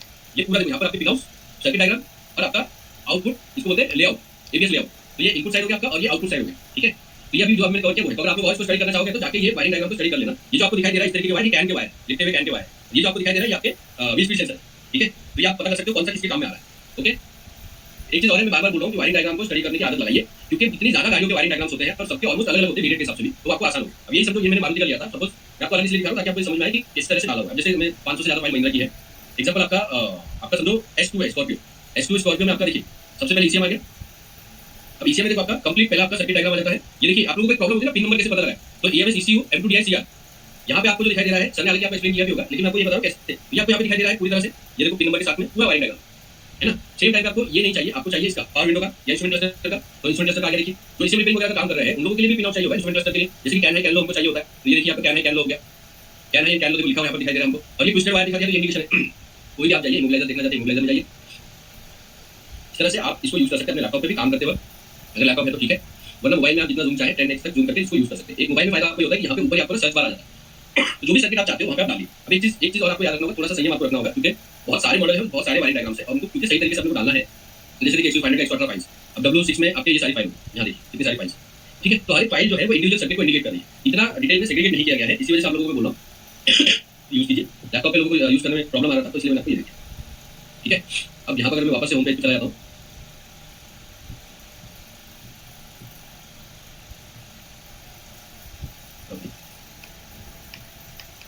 तो ये कि मेरा होम पेज आ गया। होम पेज पे क्या है कि आपको बाकी का भी सारा जो भी आपका है वो मिल जाएगा। ठीक है, तो इस तरह से आपको इसको यूज करना है। समझ लीजिए अगर आप जैसे अभी ECM रिपेयरिंग अपना ये इलेक्ट्रॉनिक वाला ये है, तो इलेक्ट्रॉनिक वाले के लिए आपको ऊपर सामने आ जाएगा, यहाँ पे एंट्री कर जैसे DTCL पे। तो देखो DTCL भी बहुत ये है, आपको फायदा करेगा खास करके डायग्नोसिस में। यहाँ पे सर्च बाय DTC आ जाता है और इसके लिए तो मैं वीडियो भी डाला था, आप लोगों ने देखा होगा तो देख लेना। इसके अंदर फ्री में भी पड़ा हुआ वीडियो, अगर मैं बैक जाता हूँ ना, ये वाला वीडियो देखो, ये फ्री का डाला हुआ है, इससे आपको पता चलेगा तो यूज कैसे करना है। दोनों में मैंने डाला हुआ है कैसे यूज करना है। जैसे भी आप करने जाओ 1200 से ज्यादा DTC अभी इसका अपडेट हो गई है। अभी जो DTC ट्रबल शूट है ना, ट्रबल शूट और वायरिंग डायग्राम दोनों अलग चीज है। बहुत गलत फहमी होती है लोगों को कि वो ट्रबल शूट को वायरिंग डायग्राम समझते हैं और वायरिंग डायग्राम को ट्रबल शूट समझते हैं। ये जो डेटा है ये ट्रबल शूट है। ठीक है, ये देखिए अभी ये महिंद्रा का है EDC 1763 का, क्या फॉल्ट कोड है, starter relay, short circuit to battery. Correct, यहाँ पे उसका सर्किट डायग्राम दिया हुआ है, देखो पिन नंबर के साथ में आपको पता चल गया, स्टार्टर से लेकर सब कुछ स्टार्टर का स्कीमेटिक। अच्छा, ये वायरिंग डायग्राम में भी अवेलेबल है, ऐसी बात नहीं है, लेकिन यहाँ पे फॉल्ट के साथ अवेलेबल, फिर आपको गाइड करता है कि लोकेशन से लेकर पिन नंबर से लेकर सब कुछ। ठीक है, अगर आप लोगों ने अभी तक ये मतलब किसके पास नहीं हो, खाली मुझे मैसेज कर दो तो मैं उनको ये कर दूँगा। ठीक है, बैकेंड साइड कर दूँगा, बहुत सिंपल है। इस तरीके से आप इसको लैपटॉप पे यूज कीजिए, आपके इसमें यूज कीजिए। ठीक है, ओके। और किसी का सवाल है? रंजीत जी बोलिए। हाँ रंजीत जी बोलिए। सर मेरी एक रिक्वेस्ट है, ये जो एक ही टाइम पे एक मोबाइल पे और एक लैपटॉप पे दीजिए, इससे क्या होता है, जैसे हम मैं प्रॉब्लम बताता हूँ, जैसे मोबाइल देख रहा हूँ वायरिंग डायग्राम मेरे को दिख रहा है, तो मैं लैपटॉप में जब लॉगिन करता हूँ तो क्या होता है, मोबाइल जितने भी वीडियो मैंने डाउनलोड करके रखा था वो सब जीरो हो जाते हैं। वापस लैपटॉप से फिर आप आइए, फिर वापस वीडियो देखना होगा तो फिर वापस डाउनलोड कीजिए, ये बहुत बड़ा लगता है सर। एक मिनट अभी चालू कर देता हूँ। ठीक है, अभी सेटिंग कर दे रहा हूँ आपकी जी। ऐप है, student can log in through one app and one web device at the same time. Once they log in from another device they will automatically log out of. तो दोनों आपको लॉगिन साथ में करना है। हाँ, मैंने साथ में नहीं होने से, जैसे मैं मोबाइल से अगर मैं आपको दोनों का देता हूँ तो एक दूसरे वाले में लॉग आउट हो जाएगा। हाँ, वो लॉग आउट हो जाने से प्रॉब्लम क्या हो रहा है ना, उसमें यदि कोई वीडियो मैं डाउनलोड किया वो भी उसके साथ में उड़ जाता है। अच्छा मतलब ऑफलाइन में अगर आपने डाउनलोड किया कोई वीडियो हाँ, ओके तो डाटा बहुत कंज्यूम होता है ना सर। सही सही सही बात है ठीक है तो ये आपको one app and one web इसका मैं एक्सेस देगा ठीक है एक बार ट्राई कीजिएगा नेक्स्ट क्लास में मुझे बताइए ठीक है सर। और एक रिक्वेस्ट है, ये जो क्लासेस हो रहे हैं ना, जैसे हम लोग तो एक्चुअल मैं तो एक्चुअल हाइड्रोलिक का ही कंसर्न काम करता हूँ अटोमिक का। तो अब क्या है कि मैं ये क्लासेस तो मेरे को सब समझ में आ रहा है, आपका समझाने का तरीका बहुत है, मैं जो कर सकता हूँ वो भी आपकी थ्रू से सब समझ रहा हूँ। नहीं आपकी आवाज़ बीच में गायब हो गई जी नहीं आपने हेडफोन लगाया हुआ है क्या जी सर, मैं हेडफोन हेडफोन तो नहीं हेडफोन को अपने पास में रख के बात कीजिए हाँ, अब क्लियर है सर? हाँ अभी बोलिए हाँ, मैं बोल रहा हूँ सर, मैं जैसे सेंसर ये सब एक्चुएटर ये सब का जो आप प्रैक्टिकल वीडियो डालेंगे ना, वो थोड़ा सा जल्दी डालने से ज़्यादा अच्छा रहेगा। क्यों? एक्चुअली क्या मैं हुआ है मेरा क्लास ना ऑफलाइन में चालू हुआ है हफ्ते में ये खत्म हो जाएगा इस हफ्ते के एंड में तो नेक्स्ट वीक में जो है ना और इसी हफ्ते में हमारा जो ये जैसे मुझे मतलब रियलाइज हो गया एबीएस का भी डायग्नोसिस हमको कवर करना चाहिए तो साथ में चलता है नेक्स्ट वीक में होगा क्या कि मैं वो नेक्स्ट वीक में आपको वीडियो मिलती रहेगी कंटिन्यूसली मिलती रहेगी डेली मिलेगा क्योंकि वो मैं डेली वन बाय वन एक स्टेप पे आपको बनाते हैं ठीक है जी, क्या होता है ना, जैसे मैं तो हाइड्रोलिक का एक्टिव करता हूँ, मैकेनिकल फॉल्ट में डाल देता था, अभी अपने फॉल्ट आने लगे तो एक्चुएटर से मुझे प्रॉब्लम होती है। अब प्रॉब्लम ये है कि वो जी जी, अब क्या होता है कि मैकेनिकल फॉल्ट तो आ रहा है, ठीक है, वो तो मैं सॉल्व कर रही हूँ, लेकिन जब इलेक्ट्रॉनिक फॉल्ट आते हैं तो मैं उसको किस टाइप से डायग्नोस करूँ, ठीक है। अब ओपन हार्नेस टेस्टिंग कर रहा हूँ तो हमेशा क्या बैटरी नेगेटिव में ही वो मेरा एक प्रोब रखूँ और वापस वोल्टेज टेस्ट करूँ, ये रखूँ, ठीक है। तो ये थोड़ा सा ना यदि डिटेल्स में जैसे अलग अलग सेंसर और अलग अलग एक्चुएटर को इसका एक वीडियो बना देगा। नहीं वीडियो में डिटेल में वन बाय वन टॉपिक जो है ना 15-20 मिनट की वीडियो डिटेल में बना देंगे एक एक टॉपिक को लेकर जिससे कि एक टाइम पे एक टॉपिक प्रैक्टिकल कवर हो जाएगा फिर आप उसको इंप्लीमेंट करेंगे ठीक है ना तो मैं राशिद भाई आपका सवाल बोलिए जी राशिद भाई अस्सलाम वालेकुम सर। वालेकुम सलाम जी सर सर वाइड डायग्राम के बारे में अभी आप बात कर रहे थे ये प्रैक्टिस कर रहे हैं क्योंकि सर मैं अपने क्वेश्चन में ध्यान में आता वो ये है कि जैसे मेरे को पाकिस्तान में सर जो वाइड डायग्राम आपके पास है वो सारा इंडिया का जितनी क्वेश्चन है इंडिया में लेकर के काफी जैसे मैं पाकिस्तान में होता है वैसा है तो इसके अलावा बहुत सारी नहीं एक्चुअली मैं आपको परचेज करने नहीं बोल रहा हूँ राशिद भाई मैं आपको बोला कि मुझे सिर्फ ये बताइए कि आपके पास में है मतलब आपने ले लिया कि नहीं अगर आपने ले लिया तो बैकेंड से ऐड कर तो इंशाल्लाह 1 तारीख से पहले जो है ना आपका बैकेंड से ऐड हो जाएगी तो उसके लिए आपको फीस नहीं देनी है एक्चुअली क्या था क्योंकि वायरिंग डायग्राम का टॉपिक कवर नहीं हुआ था और इतना ज्यादा मतलब हम जो बेसिक फंडामेंटल कवर हुआ था इसलिए हमने एक्सेस दिया नहीं था तो अगर किसी ने ले भी लिया है मतलब अगर किसी ने परचेज किया भी है बहुत सारे अपने जो क्लास में है मेंबर्स अपने टेक्नीशियन है तो उनको जो है ना आगे किसी क्लास से ईवी वगैरह की जो क्लास आने वाली है उसमें मैं आप लोगों को बेनिफिट दे दूंगा वो उतने अमाउंट का ठीक है तो इसलिए आप बेफिक्र रहिए दो चीज आपको मिलेगी इसमें डीटीसी दूसरा कि राशिद भाई जैसे आपने बोला पाकिस्तान इंशाल्लाह अगले 1 साल में दुनिया की रोड पे चलने वाली लगभग 70% व्हीकल का हम आपको वायरिंग डायग्राम और डीटीसी दे देंगे क्योंकि चैलेंज क्या आ रहा है हमने जब शुरू किया था तो हमने ध्यान में रखा था इंडिया कॉन्टिनेंट को मतलब बांग्लादेश हमारा पूरा गल्फ पाकिस्तान तो ये तो जो एक पिछड़े भाई है ये पूरा कॉन्टिनेंट इंडियन कॉन्टिनेंट जिसको बोला जाता है वो आपका कनाडा कतर मतलब गल्फ पूरा पट्टा हो गया आपका श्रीलंका इस तरह से जहाँ पे भी हिंदी भाषी लोग हैं वहाँ सबसे आज के टाइम पे हमारे प्लेटफॉर्म के ऊपर लोग यूज कर रहे हैं तो इस वजह से हमने मतलब ये डिसाइड किया इंशाल्लाह इसलिए ना किसी को भी ये नहीं बोला गया कि आपको वापस 1 साल बाद फीस देनी पड़ेगी नहीं वन टाइम फीस है और हमने डिसाइड किया कि उसको रेगुलर अपडेट करते रहे इंशाल्लाह अगले 1 साल में वो सारा आपको मिल जाएगा ठीक है सर एक बात पूछना था मैं भी एयर में जाना चाह रहा हूं तो वहां से बात लगा है जर्मन लगा है तो ये वाली डायग्राम इसमें होंगे कि और अभी तो देखिए क्या है कि हमारी प्रायोरिटी इंडिया की क्योंकि मेजॉरिटी यूजर जो है वो इंडिया से है इंशाल्लाह 4-5 महीने बाद जो है ना आपको प्रीमियम जैसे एग्जांपल जर्मन व्हीकल जो आपको 2-3 महीने में मिल जाएंगी सारी BW Audi Skoda Mercedes BMW Portia Lamborghini ये सारा आपको 2-4 महीने में मिल जाएगी इसके बाद जो जैसे अभी बांग्लादेश से उबल जी का क्या है कि इनके आपको कुछ ऐसे ब्रांडेड आइक्सू प्रोटॉन ये आते हैं 6 महीने तक लग जाएगा अगर आप लोगों की साइड से भी आपके पास कुछ अवेलेबल हो और आप अगर कुछ हेल्प कर सकते हो डोनेट कर सकते हो तो वो भी हम प्लेटफॉर्म पे देखिए प्लेटफॉर्म पे आपको फायदा क्या हो रहा है आपके ऊपर कि वो फाइल आपको सेग्रीगेट मिल जाएगी और आप जब चाहे एक्सेस करवाएंगे राइट है ना तो अगर आप उसमें डोनेट ना डोनेशन की तरह ले रहा हो कि आप अगर उसमें डोनेट करना चाहिए आपके पास फाइल्स हैं प्रॉपर फॉर्मेट में तो आप हमको दीजिए इंशाल्लाह उसको अपलोड कर देंगे तो आपके कंटेंट में आपको लगता है कि ये बेहतर होगा तो वो भी हम आपके लिए कर देंगे हमारे बैकएंड में बहुत मेहनत लगती है करने के लिए लेकिन कोई बात नहीं अगर आपको फायदा क्योंकि आपको सिर्फ फायदा नहीं होगा बहुत सारे लोगों को फायदा होगा यही वजह है हम लोग इसको मैनेज करने की कोशिश कर रहे हैं तो इंशाल्लाह वो भी आपको मिल जाएगा अच्छा राशिद भाई मुझे पूछना था आप ईरान शिफ्ट होने की बात कर रहे हो और आपके यहाँ पे तो ईरान के साथ थोड़े से मसले चल रहे हैं नहीं सर वो मतलब ऐसे लोग लगाए हुए या मीडिया में बताया असल में ऐसा कुछ है नहीं बस ये है कि उसके सामने क्लाइंट के सामने अपना चल रहा है उसकी अच्छा नहीं चलिए ठीक है ध्यान रखिए अपना ठीक है और क्योंकि वर्ल्ड की कोई भी देखिए तो बेहतर आपको सिखाया जाए दुनिया की किसी भी गाड़ी का अप्लाई कीजिएगा आपको फायदा ठीक है ठीक है इंशाल्लाह thank you so much ji Rubal ji बोलिए तो रुबल जी बांग्लादेश से हैं अभी राशिद भाई ने जो बात किया वो पाकिस्तान से है जी रुबल जी सलाम सर वालेकुम सर मैं आपकी बोल रहा हूँ बंगाली हूँ क्योंकि मैंने हिंदी सीखा अल्हम्दुलिल्लाह सब बात मेरे को आती है लेकिन मैं ठीक से बोलना ये है क्योंकि सर मेरे क्वेश्चन है क्योंकि मैं तो अभी फिलहाल डायग्राम कभी भी नहीं यहाँ पे रुके देखा क्योंकि वीडियो देखा हमको तो ये डायग्राम के लिए मेरे को आगे कोई चीज परचेस करनी पड़ेगी नहीं अगर आपने नहीं लिया हुआ है ना बस क्या कीजिए चैट बॉक्स में ना सभी लोग मतलब जो भी लोग ज्वाइन है वो सबसे काम कीजिए कि सिर्फ आप मैसेज कर दीजिए कि मैंने नहीं लिया ठीक है मैं उन लोगों को सबको बैकएंड से ऐड करूंगा एक्चुअली हो क्या रहता है कि कितने लोगों को ऐड करना है ना कितने ने ले लिया है कितने ले लिया वो एक्चुअली मेरे पास में सेपरेट डेटा है वो मैं अलग नहीं कर पा रहा हूँ कि कमाई किसने लिया क्योंकि आप खाली डाल दीजिए मैं नहीं ले पाया इंशाल्लाह मैं बैकएंड से ऐड करूँ ठीक है ना और जो मेरे 2 ब्रांड की काम कर रहा है अल्हम्दुलिल्लाह ये ब्रांड डायग्राम हमको कंपनी से ले सकता हूँ अगर मेरे को जरूरत है तो क्योंकि अगर किसी की वायरिंग के थ्रू मैं काम करता हूँ तो मैं बहुत से क्लिक करके हमके पास ले रहा क्योंकि कौन से क्या है कौन में क्या है 100% और ये देख है ना हम लोग इजी पकड़ जाते हैं फॉल्ट को क्योंकि हमेशा तो एक काम कर रहा हूँ एक ही ब्रांड से काम करता तो ये रुबल जी ने एक बहुत अच्छा पॉइंट रखा है कि देखिए क्या होता है चैलेंजेस ज्यादा जो होते हैं ना वो होते हैं आपके मल्टी ब्रांड अगर रुबल जी कल को अपना बिजनेस शुरू करेंगे और हर ब्रांड पे काम करेंगे तब चैलेंजेस आएंगे ज्यादा एक ब्रांड पे अगर हम काम कर रहे हैं तो मैं हर किसी को बोलता हूँ आप ये जो मेथड सीख रहे हैं इसलिए मेथड आप एक ब्रांड पे 1 साल लगेगा आपको एक्सपर्ट बनने उससे ज्यादा लगने वाला ये सारे मेथड आप यूज करेंगे लेकिन मल्टी ब्रांड में हमको थोड़ा समय ज्यादा लगता है क्योंकि ब्रांड्स अलग अलग है थैंक यू रुबल जी मैं इसको अप्रिशिएट करता हूँ कि आप मतलब ये इन्फॉर्मेशन शेयर करते रहते हैं हर क्लास में। मैं एक बार सलीम भाई का क्वेश्चन है, बोल लेता हूँ। हाँ ठीक है। जी सलीम भाई। वालेकुम जी सलीम भाई। सर कमर्शियल व्हीकल में थोड़ा डायग्राम वगैरह का मुझे जरूरत है, तो कमर्शियल में एक काम दीजिए, मैं आपको टाइम का वादा नहीं कर सकता, लेकिन इंशाल्लाह आपको कमिंग्स का आपको मैं टाटा का लाइव कमर्शियल बाय अपडेट हो चुका है, एक बार रुकिए। सर मैं कल ही तो लिया हूँ वाइडिंग डायग्राम का, और सर वो ओपन कर रहा हूँ मतलब उसमें कुछ ज़्यादा आ नहीं रहा था। मैं 1755 का जो है ना ये ईसीएम का उसका वो किया था, खाली जो है ना ईसीएम ऑन करने का उतना ही आ रहा था उसमें। नहीं, एक चीज समझिए कि वायरिंग डायग्राम में wiring diagram ECM pin out जो है वो आपके ईसीएम पिन आउट में है, क्योंकि वो जो ईसीएम पिन आउट बनाए गए हैं वो बनाए गए हैं स्पेशली सिर्फ पिन आउट है वहाँ पर, क्योंकि डायग्राम 4-4 पेज का होगा, ठीक है ना। एक बार 17 से 55 की अगर आपने वायरिंग डायग्राम लिया है तो आप जाइलो के अंदर जाके 17 से 55 का ईसीएम का डायग्राम लीजिए, उसमें 17 से 55 और 17 से 04 दोनों का डायग्राम है कंप्लीट, पूरा पिन आउट के साथ, नंबर के साथ, ठीक है। वोल्टेज इसमें कौन सा वोल्टेज आ रहा है सर? जाइलो में हाँ वोल्टेज लिख के नहीं आता जनरली। वोल्टेज एक चीज समझिए, ये ना क्या हुआ है कि कुछ लोगों ने बैठ के 3, 4, 5, 6, 10 ईसीएम के बना दिए हैं, उनकी मेहनत है जो कि मैं अप्रिशिएट करता हूँ, लेकिन इस तरह से ना टेक्नीशियन को गलत आदत लगी कि वो ना वोल्टेज कैसे पता चल जाए। वोल्टेज कैसे पता चलता है मैं समझाता हूँ। वहाँ पे सप्लाई वोल्टेज लिखी है और आपकी रेफरेंस लिखा है, दैट मींस वहाँ 5 वोल्टेज आ रही है। सिग्नल है, सेंसर है, तो हमको बताओगे कि सेंसर में क्या आ रहा है। दूसरी चीज एक्चुएटर के अंदर कंट्रोल जा रहा है या फिर आपका कंट्रोल के लिए पॉजिटिव जा रहा है, नेगेटिव जा रहा है, वो भी वायरिंग डायग्राम से ही पता चल जाएगा। तो पिछली क्लास में अगर आपने वायरिंग डायग्राम की क्लास ली है तो सर ने बताया होगा कि सिंबल के जरिए कैसे पता लगा जाता है कि क्या वोल्टेज आ रही है या क्या काम चल रहा है। ये अगर आपको मुझे बताओ, अगर ये आदत आप लगाएंगे ना तो लॉन्गर रन में यानी कि लंबे टाइम में आपको फायदा होगा। अच्छा जी मैं क्या चाहूंगा कि अगले सेशन में ना आप लोगों को ये बताऊं कि भाई अगर वोल्टेज वगैरह नहीं लिखी हुई, हालांकि मैंने बहुत सारे क्लासेस में ये बताया हुआ है, ठीक है, तो फिर भी मैं अगले वाले में बताऊंगा कि भाई कैसे वोल्टेज को आइडेंटिफाई किया जाए, ठीक है। सर मैं जैसे अभी मैं थोड़ा फंस गया था एक फ्लोरो पिकअप में, अभी उसमें इंजेक्टर 1 इंजेक्टर 2 ऐसा करके चारों इंजेक्टर का कोड आ रहा था, P0201 के चारों इंजेक्टर का आ रहा था और P0460। तो मुझे क्या इंजेक्टर का इशू होगा, इंजेक्टर खोला इंजेक्टर भेज दिया सर्विस के लिए, तो इंजेक्टर कुछ नहीं था, वो ईसीएम का इशू कर रहा था। ईसीएम जो है ना मैं वायरिंग डायग्राम का वो लिया पिन आउट का, पर सर उसको ओपन करके ऑन करके चेक कर रहा था, सब चीज में लगभग 12 वोल्ट ही आ रहा था, जैसे 6, 7 नंबर, 8 नंबर, 9 नंबर ऐसा सब है ना, 12 वोल्ट सप्लाई ईसीएम से हो रही है, तो सब में 12 ही आ रहा था। तो थोड़ा मुझे कंफ्यूज हो गया, दूसरा उसमें थोड़ा कंफ्यूजिंग आ गया था। तो भेजा ना तो उसने कुछ किया नहीं, प्लेस करके वापस दे दिया और ओके हो गया। तो उसमें इंजेक्टर हो सकता है हां फ्लैश करके वापस दे दिया, मतलब सर मैं दूसरी गाड़ी का बोल रहा था ये मैं निकाला इमोबिलाइजर और ईसीएम निकाला, वो गाड़ी ओके हो गई इंजेक्टर बनाने के बाद मैंने लगाया हूं और वो ईसीएम पे नहीं हो रहा था। देखिए क्या होता है, इंजेक्टर को ईसीएम जो है ना नेगेटिव लेकर ऑन करता है, इंजेक्टर को पॉजिटिव लेकर ऑन करता है। अगर आपको पॉजिटिव मिल रहा है 12 मिल रहा है, जब आप क्रैंकिंग करोगे ईसीएम साइड से इंजेक्टर को चालू करने के लिए ग्राउंड आना चाहिए। जो ग्राउंड नहीं आ रहा है ना, तो अपने को क्या आदत हुआ है, सर्किट के अंदर पॉजिटिव वगैरह देखने की आदत हुई है। एक्चुअली में यही है, एक्चुअली का कंप्लीटली डिफरेंट ऑपरेशन है। मैं आपको एग्जांपल देता हूं, मेरे पास में ईसीएम है, एक गाड़ी है पोलो में हो क्या रहा है ना कि आप अगर सॉकेट देखोगे इंजेक्टर के अंदर दोनों में 4.5 वोल्टेज दिखा इंजेक्टर के सॉकेट, ठीक है, लेकिन गाड़ी चालू नहीं हो रही, नहीं हो रही। उसका रीजन क्या पता है क्या, ईसीएम से जो ग्राउंड आना चाहिए क्रैंकिंग के वक्त, जो उसको बोलते हैं कंट्रोलिंग वोल्टेज, कंट्रोलिंग वोल्टेज आ रही है, ठीक है, लेकिन उसी सर्किट में 12 वोल्टेज आएगी क्रैंकिंग के वक्त, जो डायरेक्ट वाया बैटरी आएगी वो उसमें नहीं आएगी, ठीक है। तो हुआ क्या कि मैं अगर बैटरी से डायरेक्ट 12 वोल्टेज दे देता हूं तो मेरी गाड़ी चालू हो जाती है।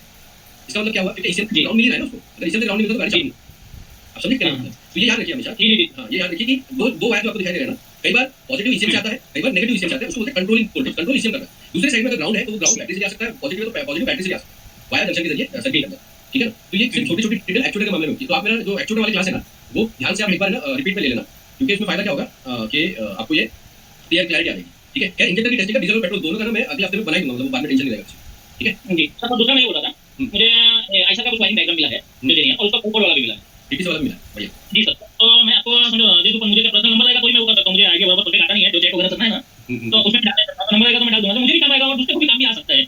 नहीं, अगर आप ऐसा करना चाहते हैं सलीम भाई तो मैं आपका बहुत बहुत शुक्रिया अदा करूंगा, क्योंकि यही कम्युनिटी का फायदा होता है। अगर आप देखो तो 199 रुपीस 197 रुपीस में वायरिंग डायग्राम का लेते हैं लाइफ टाइम अपडेट के साथ, पर आप यकीन करो सबसे ज्यादा मेहनत मेरी वायरिंग डायग्राम और डीटीसी हेल्प को अपडेट करने में ही जा रही है। इतनी मेहनत तो ट्रेनिंग की साइड में कंटेंट बनाने में भी नहीं जाती, लेकिन क्योंकि वो जो कॉज है ना वो कम्युनिटी के लिए हमने बड़ी कम्युनिटी डेवलप की है, धीरे धीरे करके बहुत सारे लोग हमारी कम्युनिटी में ऐड हो गए। तो ये तरीके से सर्विस है, मतलब इसके लिए कोई मॉनेटरी बेनिफिट हम लोग नहीं देते। तो मैं आपका शुक्रिया करूंगा अगर आप ऐसा करते हैं। तो ये करना कैसे है ना, मैं मेरी टीम को बोलूंगा कि आप कैसे भेजेंगे, एक ही बार में आप पूरा आपको भेज सकते हैं, ठीक है। आपको एक फाइल नहीं डालनी पड़ेगी, टीम आपको गाइड कर देगी, सिंपल सा मेल आपको करना होगा, वो मेल में मैसेज कर लेंगे और आपके मेल में सारी फाइल आएगी।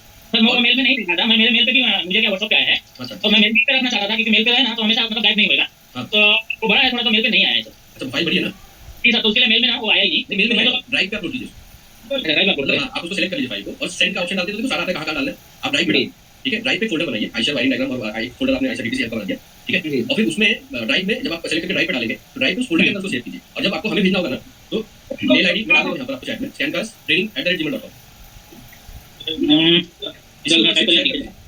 इसके ऊपर आप ना शेयर कर दीजिए, वहां पे शेयर का ऑप्शन आता है, उस पर आप सिर्फ शेयर कर देंगे ये मेल आईडी है, तो सिंपली ये मुझे मेल आ जाएगा कि भाई इन्होंने फाइल शेयर किया हुआ है, तो मैं आपको यहां से रिक्वेस्ट दे दूंगा, आपको रिक्वेस्ट एक्सेप्ट कीजिए, जैसे वो एक्सेप्ट करेंगे मेरे ड्राइव में दिखना शुरू हो जाएगा और आपके पास भी रहेगा इस तरह से। और सर मुझे क्या हुआ था, एक गाड़ी में स्टेटस होने का इशू आ रहा था, तो उसमें कोड मिल ही नहीं रहा था, कुछ आ रहा था मुझे याद नहीं है, कोड नंबर भी था, तो उसमें मैं कंपनी वाले से थोड़ा वो किया, उसने गाइड किया ना, तो फैन का इशू था, फैन का वायरिंग का। हाँ जी सर, तो ऐसा गाड़ी थी, फैन का इशू था, उसने कोड के हिसाब से जो है ना वायरिंग कोड के हिसाब से उसने भेजा ना, तो मुझे पूरा मिल गया और वो गाड़ी टोटल भी हो गई, प्रॉब्लम भी सॉल्व हो गया। तो मैं इसलिए मुझे भी अच्छा लगा कि उस टाइप से है ना, तो मतलब दूसरे को भी काम आ सकता है। ट्रबल शूट डेटा एक्चुअली में इसी काम में आता है, उसको डीटीसी हेल्प इसलिए हमने उसमें डाला है कि भाई ट्रबल शूट डेटा एक्चुअली में मिलना चाहिए, वायरिंग डायग्राम सर्किट के लिए होता है और troubleshoot data fault to fault होता है, तो एक तो यार जो आपको प्रॉब्लम है ये ना, इस कारण से आई क्योंकि आपका जो फैन है ये फैन जो है ना करंट को कंज्यूम करता है। और अगर सेम रूम में आपके प्रॉब्लम मतलब सेम रूम में शेयर किया जा रहा है तो आपका जो पेडल है, पेडल बहुत सेंसिटिव सिस्टम होता है जो पोटेंशियोमीटर का काम करता है। तो ये करंट अगर वहां से डिस्टर्बेंस होगा, आपका कंज्यूमर मोटर है वो अगर डिस्टर्बेंस पैदा करेगा इलेक्ट्रोमैग्नेटिक फील्ड में, तो आपका पेडल में डिस्टर्बेंस पैदा होता है। और यही है जो इंजीनियर जो है ना, मैंने अभी आज मैंने बोला क्रिटिकल पॉइंट में लिखा है, वो लोग भी ऐसे क्रिटिकल पॉइंट लिखते हैं और फिर हर एक आने वाली प्रॉब्लम को प्रेडिक्ट करके उसके हिसाब से उसका ट्रबल शूट बनाते हैं। हालांकि ट्रबल शूट हमारे ट्रबल शूट का 50% ही होता है, हम तो 100% करते हैं और उसमें 50% जो मिलता है वो भी बहुत बढ़िया काम का। सर इसमें कैसा हुआ ना कि टाइम पे डायरेक्ट क्या हुआ है, वेल्डिंग मार के जो इंजन के साथ में ना स्टार्ट डायरेक्ट हुआ, अपना माइंड वहां से जा ही नहीं रहा था, टाइम तो डायरेक्ट है, टाइम को क्या जरूरत है करेंगे, ऐसा सोच रहा है। ये छोटे मोटे जो चेंजेस है ना वो आज के टाइम पे गाड़ी में एक्चुअली नहीं करनी चाहिए, एक्स्ट्रा फिटिंग एक्स्ट्रा मॉडिफिकेशन बिल्कुल नहीं करना चाहिए, बहुत डिस्टर्बेंस कर रहा है। ठीक है, खैर 9:30 बजने आए हैं तो मैं आप लोगों को यही बोलूंगा, विजय जी आपका क्वेश्चन ले लेता हूँ, थोड़ा सा फास्ट ये करना रहेगा एंड देन फिर हम लोग नेक्स्ट क्लास में मिलेंगे। बोलिए विजय जी। हेलो हेलो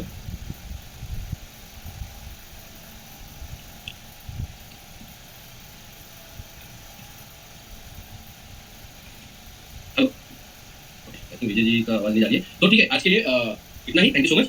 आप लोग जैसा डिस्कशन करते हैं देखिए ये अच्छा लगता है, मुझे भी अच्छा लगता है। और अच्छा मुझे एक चीज़ और आप लोग बता दीजिएगा चैट में बाद में, वो वाली चैट के अंदर, ठीक है ना, उसमें P022 इसका नेक्स्ट इसमें जवाब देता हूँ। मुझे बस आप एक बार वापस बताइएगा जरूर, या ऐप के चैट बॉक्स में डाल दीजिए। आप लोग चैट बॉक्स में एक चीज़ और मुझे बताइएगा कि क्या अगर हम लोग क्लास का टाइम चेंज करें तो आप लोगों को कितना चलेगा नेक्स्ट क्लास में जब मैं आऊँगा तो उस टाइम पे आप मुझे बताइए। ठीक है, फिलहाल के लिए रुबल जी आप कुछ फास्ट पूछिए क्योंकि क्या है ना, थोड़ा मैं दूर रहता हूँ तो मुझे जाने में टाइम लगता है। बोलिए जी सलाम सर। बोलिए जी बोलिए। मेरे को गाड़ी आया तो ये वोल्वो का सिस्टम है। हाँ जी। तो गाड़ी में कोड आया, पहले जो मैं स्कैन किया तो ओबीडी में 2 में तो आया P0222200, तो क्या है रेफर द सर्विस मैनुअल, तो सारे मैनुअल। तो मैंने ये कोड चेक किया तो किसी को हमको पूरा डीसी दिखाई दे रहा क्या प्रॉब्लम है, तो मैंने फिर ये ओबीडी स्कैन किया। ओबीडी स्कैन करने से बाद क्वेश्चन सर ये कोड मिला P02222। तो total position sensor circuit B circuit और पी भी और कोड आ रहा P03859, ये पेंडिंग है और आ रहा है class air pressure defective possible too low. अच्छा, तो ये जो आपका वॉल्वो है ना, ये ज़्यादा प्रॉब्लम होती है क्योंकि वॉल्वो का जो कम्युनिकेशन है ना वो बहुत डिफिकल्ट कम्युनिकेशन है। कई बार आपके बहुत सारे सेंसर स्कैनर जो है ना उसको डिटेक्ट नहीं कर पाते, लेकिन अगर जेनरिक फॉल्ट होगा ना तो वो आपको ओबीडी में एकदम एक्यूरेटली बता देगा। तो आपको जो गाड़ी की प्रॉब्लम क्या आ रही है उसके हिसाब से जो फॉल्ट कोड आपका करंट में P022 दिया है ना, तो यहाँ पे आपका सर्किट बी जो दिखाता है, सर्किट हमेशा एक्चुअल के फीडबैक के लिए बताता है। मेरे हिसाब से गाड़ी में प्रॉब्लम क्या है, गाड़ी ये गियर चेंज नहीं हो रहा, पिकअप भी नहीं हो रही, ये शिफ्ट नहीं हो रहा है। ये शिफ्ट वाला जो प्रॉब्लम है वो दूसरा वाला प्रॉब्लम है। हां पहले तो वो वाला जो दूसरा फॉल्ट आपने बताया ना वो वाला है। और जो आपका ये है क्या कहते हैं इसको P022 है, उसमें आपकी मोटर की प्रॉब्लम होती है। मोटर के जो वायर एक्चुएटर के वायर दो होते हैं, दोनों एक्चुएटर के वायर की आपकी प्रॉब्लम होती है, वो आपको चेक करने में, क्योंकि सेंसर के सिग्नल का एरर नहीं आया हुआ है। स्विच है और स्विच भी जो है ना बेसिकली दो वायर होते हैं आपके एक्चुएटर के यानी मोटर के, उसको आप चेक कीजिए, टोटल बॉडी में आ जाएगा। सॉरी अभी बहुत जितने लोगों ने हैंड रेस किया ना, मैं माफी मांगना चाहूंगा, 9:30 बज गए हैं, मुझे ट्रैफिक में फंसते हुए बहुत दूर जाना पड़ता है, डेढ़ घंटे से ज़्यादा लग जाता है मुझे जाते हुए। तो इसलिए नेक्स्ट क्लास में एटलीस्ट आप लोग तब तक है ना सोचिए कि क्या कोई और टाइमिंग हम लोग एडजस्ट कर पाएंगे जो कि सबके लिए बेनिफिशियल रहे, क्योंकि प्रैक्टिकल जब बनाएंगे ना तो उस टाइम पे वो टाइमिंग थोड़ा हमको ईजी हो जाएगा। अगर हम लोग कर सकते हैं तो बहुत अच्छा, मैं आप लोगों का बहुत शुक्रगुजार रहूंगा। अगर हम लोग मेजॉरिटी लोग ये कहेंगे कि नहीं सर बाकी टाइम नहीं जम पाएगा, then we will continue this time. ठीक है ना, तो एक चीज़ याद रखिए, मैंने एक चीज़ नोटिस किया मैंने, आधे घंटे तक बहुत सारे लोग आते नहीं, तो प्लीज टाइम पाइए। ठीक है, क्योंकि 7:15 पे जब मैंने शुरू किया था, 7:15 पे जब मैंने शुरू किया था उस टाइम पर सिर्फ 4 लोग थे, बाकी लोग उसके बाद में आए। तो प्लीज टाइम पे आइए, तो हम लोगों को ये बेनिफिट होगा। तो सॉरी मैं अभी कोई क्वेश्चन नहीं ले रहा हूँ, आप लोग अपना ध्यान रखिए and thank you so much, good night.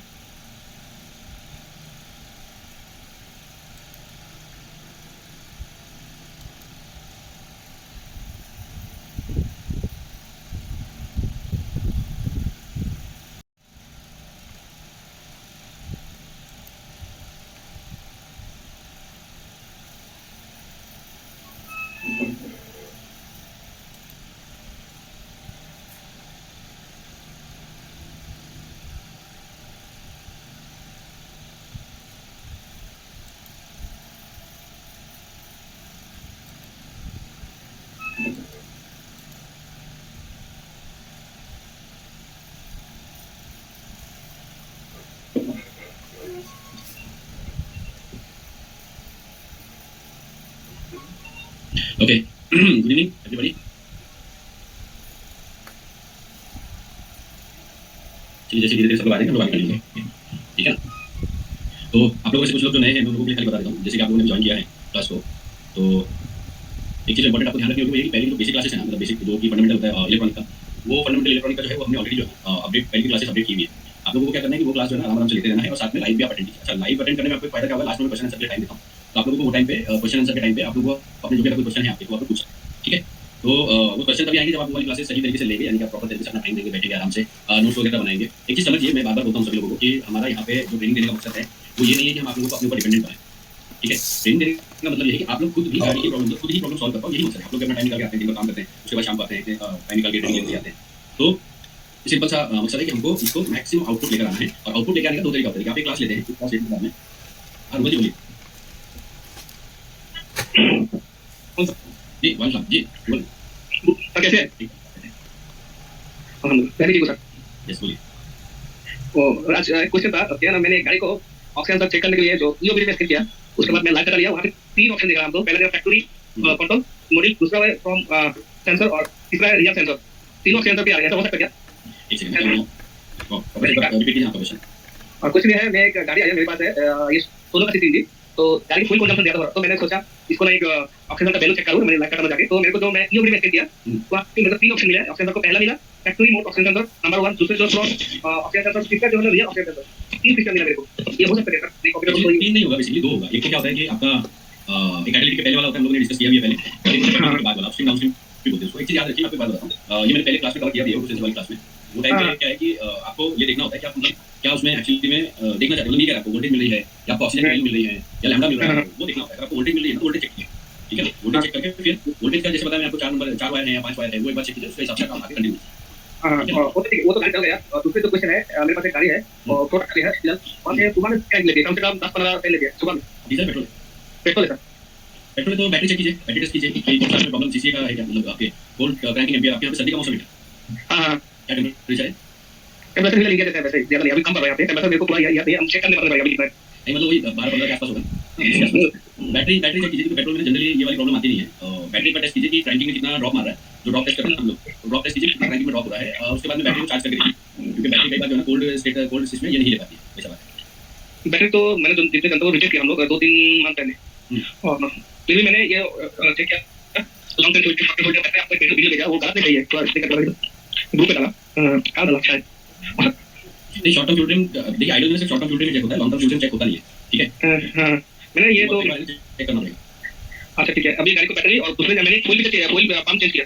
गाड़ी को मैंने डेमो टेस्ट करने के लिए फ्यूल पंप चेक किया हां कोई पंप पूरा रिप्लेस कर दिया दूसरे गाड़ी है ना वहां पे लेके हम नया डाल देते वहां पे डेमो के लिए गया अभी फिलहाल कस्टमर को पता नहीं अच्छा नहीं हुआ मतलब अभी कस्टमर ने फीडबैक नहीं दिया अभी तक नहीं हां कोई ओके देखिए कैसा होता है मैं आपको नॉर्मली बात बताता हूं जब आप कंपनी में काम करते हो ना तो एक एडवांटेज हमेशा होता है कि मैं ऑफलाइन की ट्रेनिंग चलती है यहाँ पर और ऑफलाइन स्टूडेंट है तो उसने मेरे को सिखाया था कि भाई देखो एक्सीलरेटर पेडल और टोटल बॉडी को कैसे चेक किया जाता है ठीक है किसी भी गाड़ी उसने मेरे को बोला सर इजी तो है और मैं क्या करता हूँ कि कंपनी में काम करता है वो एक्सवाइजेड कंपनी में तो बोला कि दूसरी गाड़ी खरीदी वो लगा के देख लेते हैं अगर उससे ओके हो गया तो पेडल चेंज कर देते हैं तो हाँ मतलब क्या होता है कि एक्चुअली में बाहर ये प्रिविलेज होता नहीं है तो हमेशा याद रखिए टेस्टिंग जरूर कीजिए हमको लगता है ये जो चीज़ है ना अपनी टेस्टिंग जरूर कीजिए क्योंकि अगर आप टेस्टिंग करेंगे तो आपको उसमें ये पता होगा कि आप कर क्या रहे हैं ठीक है कंपनी के बाहर जब काम करना जैसे आपने बोला कि मुझे अपना खुद का स्टार्ट करना है जब कंपनी के बाहर काम करने जाएंगे तो आपको सिर्फ अपना ही काम आएगा जिसमें आपको टेस्टिंग आता है डायग्नोस प्रॉपर आता है टेस्टिंग आती है हमको ये चेक करना आना चाहिए कि भाई फ्यूल काम कर रहा है कि नहीं कर रहा है अभी देखो हम लोग क्या करने वाले हैं देखिए मैं जनरली यहाँ पे कुछ टॉपिक्स लिख रहा हूँ जिसके अंदर हम मतलब इस वीक में मैं अगले कुछ हफ्तों तक जो है ना प्रैक्टिकल वीडियोस में बना के डालने वाला हूँ जिसमें हम सेंसर टेस्टिंग अलग अलग सेंसर कौन से सेंसर को कैसे टेस्ट किया जाता है ठीक है साथ के साथ एक्चुएटर में भी क्या है ना खास करके आपका जैसे कि आपका ईजीआर हो गया ईजीआर को डायग्नोस करने में प्रॉब्लम होती है लोगों को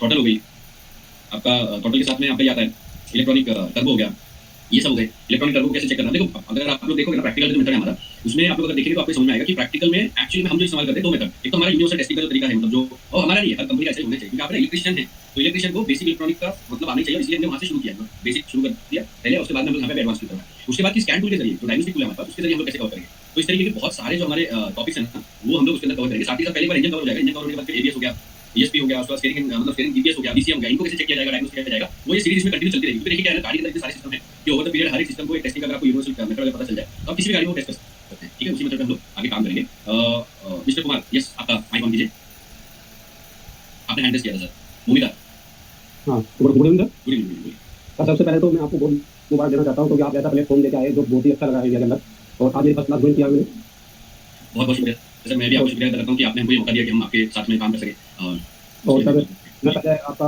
एकदम लाइव क्लास से ये आना चाहता था लेकिन मैं थोड़ा बैठ में कुछ में हूँ तो आने पाई नहीं हो पाई तो इसलिए मैंने लाइव क्लास ज्वाइन किया आपकी जी जी जी तो मुझे काफ़ी फायदा मिला और हो सके सर इसमें थोड़ा सुधार कीजिए मतलब हम कभी कभी आए तो नहीं सुन क्लास हाँ जी तो इतना समय मिल नहीं पाता मैं उसको कैसे कवर करूँ मुझे कोई आइडिया ऐसा बताइए अरे बाप रे सॉरी एक मिनट रुकिए मैं अभी बता दूँ आपको कल सुबह कॉल आ जाएगा सारी जो भी क्लास मिस हो जाती है एक चीज याद रखिए ये क्लास जैसे मेरी खत्म होगी 2 से 3 घंटे बाद यानी 11 से 12 बजे तक आपको ऐप में ही अपलोड हो जाती है हर क्लास तो कोई क्लास आपकी मिस नहीं हुई है पहली चीज समझिए वो आप अपने कन्वीनियंट टाइम पे ले सकते हैं हम लोग ये बोलते हैं कि आप लोग ऑनलाइन एक आइडिया लाइफ में क्या होता है कि आपका हमारा एक रिलेशन जो है ना थोड़ा और मजबूत होता है हमको पता होता है स्टूडेंट कौन है कितने साल हम लोग ट्रेनिंग कर रहे हैं आपके कुछ क्वेश्चन होंगे जो आपने लिए होंगे जो आप ऑनलाइन में लिए तब तो ये जो क्लास मतलब उस वक्त जो आपके सवाल होंगे वो भी हम लोग कर सकते हैं तो आपकी ये मत सोचिए कि एक भी क्लास आपकी मिस नहीं होगी सारी क्लास आपको ऑन मतलब ऑटोमेटिकली ऐप पे अपलोड हो जाती है 2 से 3 दिन तक और वो आपको जाके देखना होगा ऑनलाइन क्लासेस ठीक है। जी जी तो लाइव क्लासेस या ऑनलाइन क्लासेस लिखा हुआ आता है आपके अंदर, वहाँ पे आपको मिल जाएगी। कल सुबह में एक बार आपको कॉल आ जाएगा और वो आपको पूरा एक्सप्लेन करेंगे कि कैसे आपको मोबाइल क्लास लेनी है, अगर आपने मिस प्लस कैसे देखिए पहले से हमने क्लास डाली हुई बेसिक वाली, तो हमने इलेक्ट्रॉनिक पूरा कवर किया हुआ है, तो वो भी एक रोज जैसे भी आपको टाइम मिले, आपको आराम से आधा घंटा मिले, 1 घंटा मिले, एक क्लास लीजिए रोज की। जी। नोट्स नहीं समझ में नहीं आता है तो वापस आके आप मतलब इस जो हमारा ये है टाइमिंग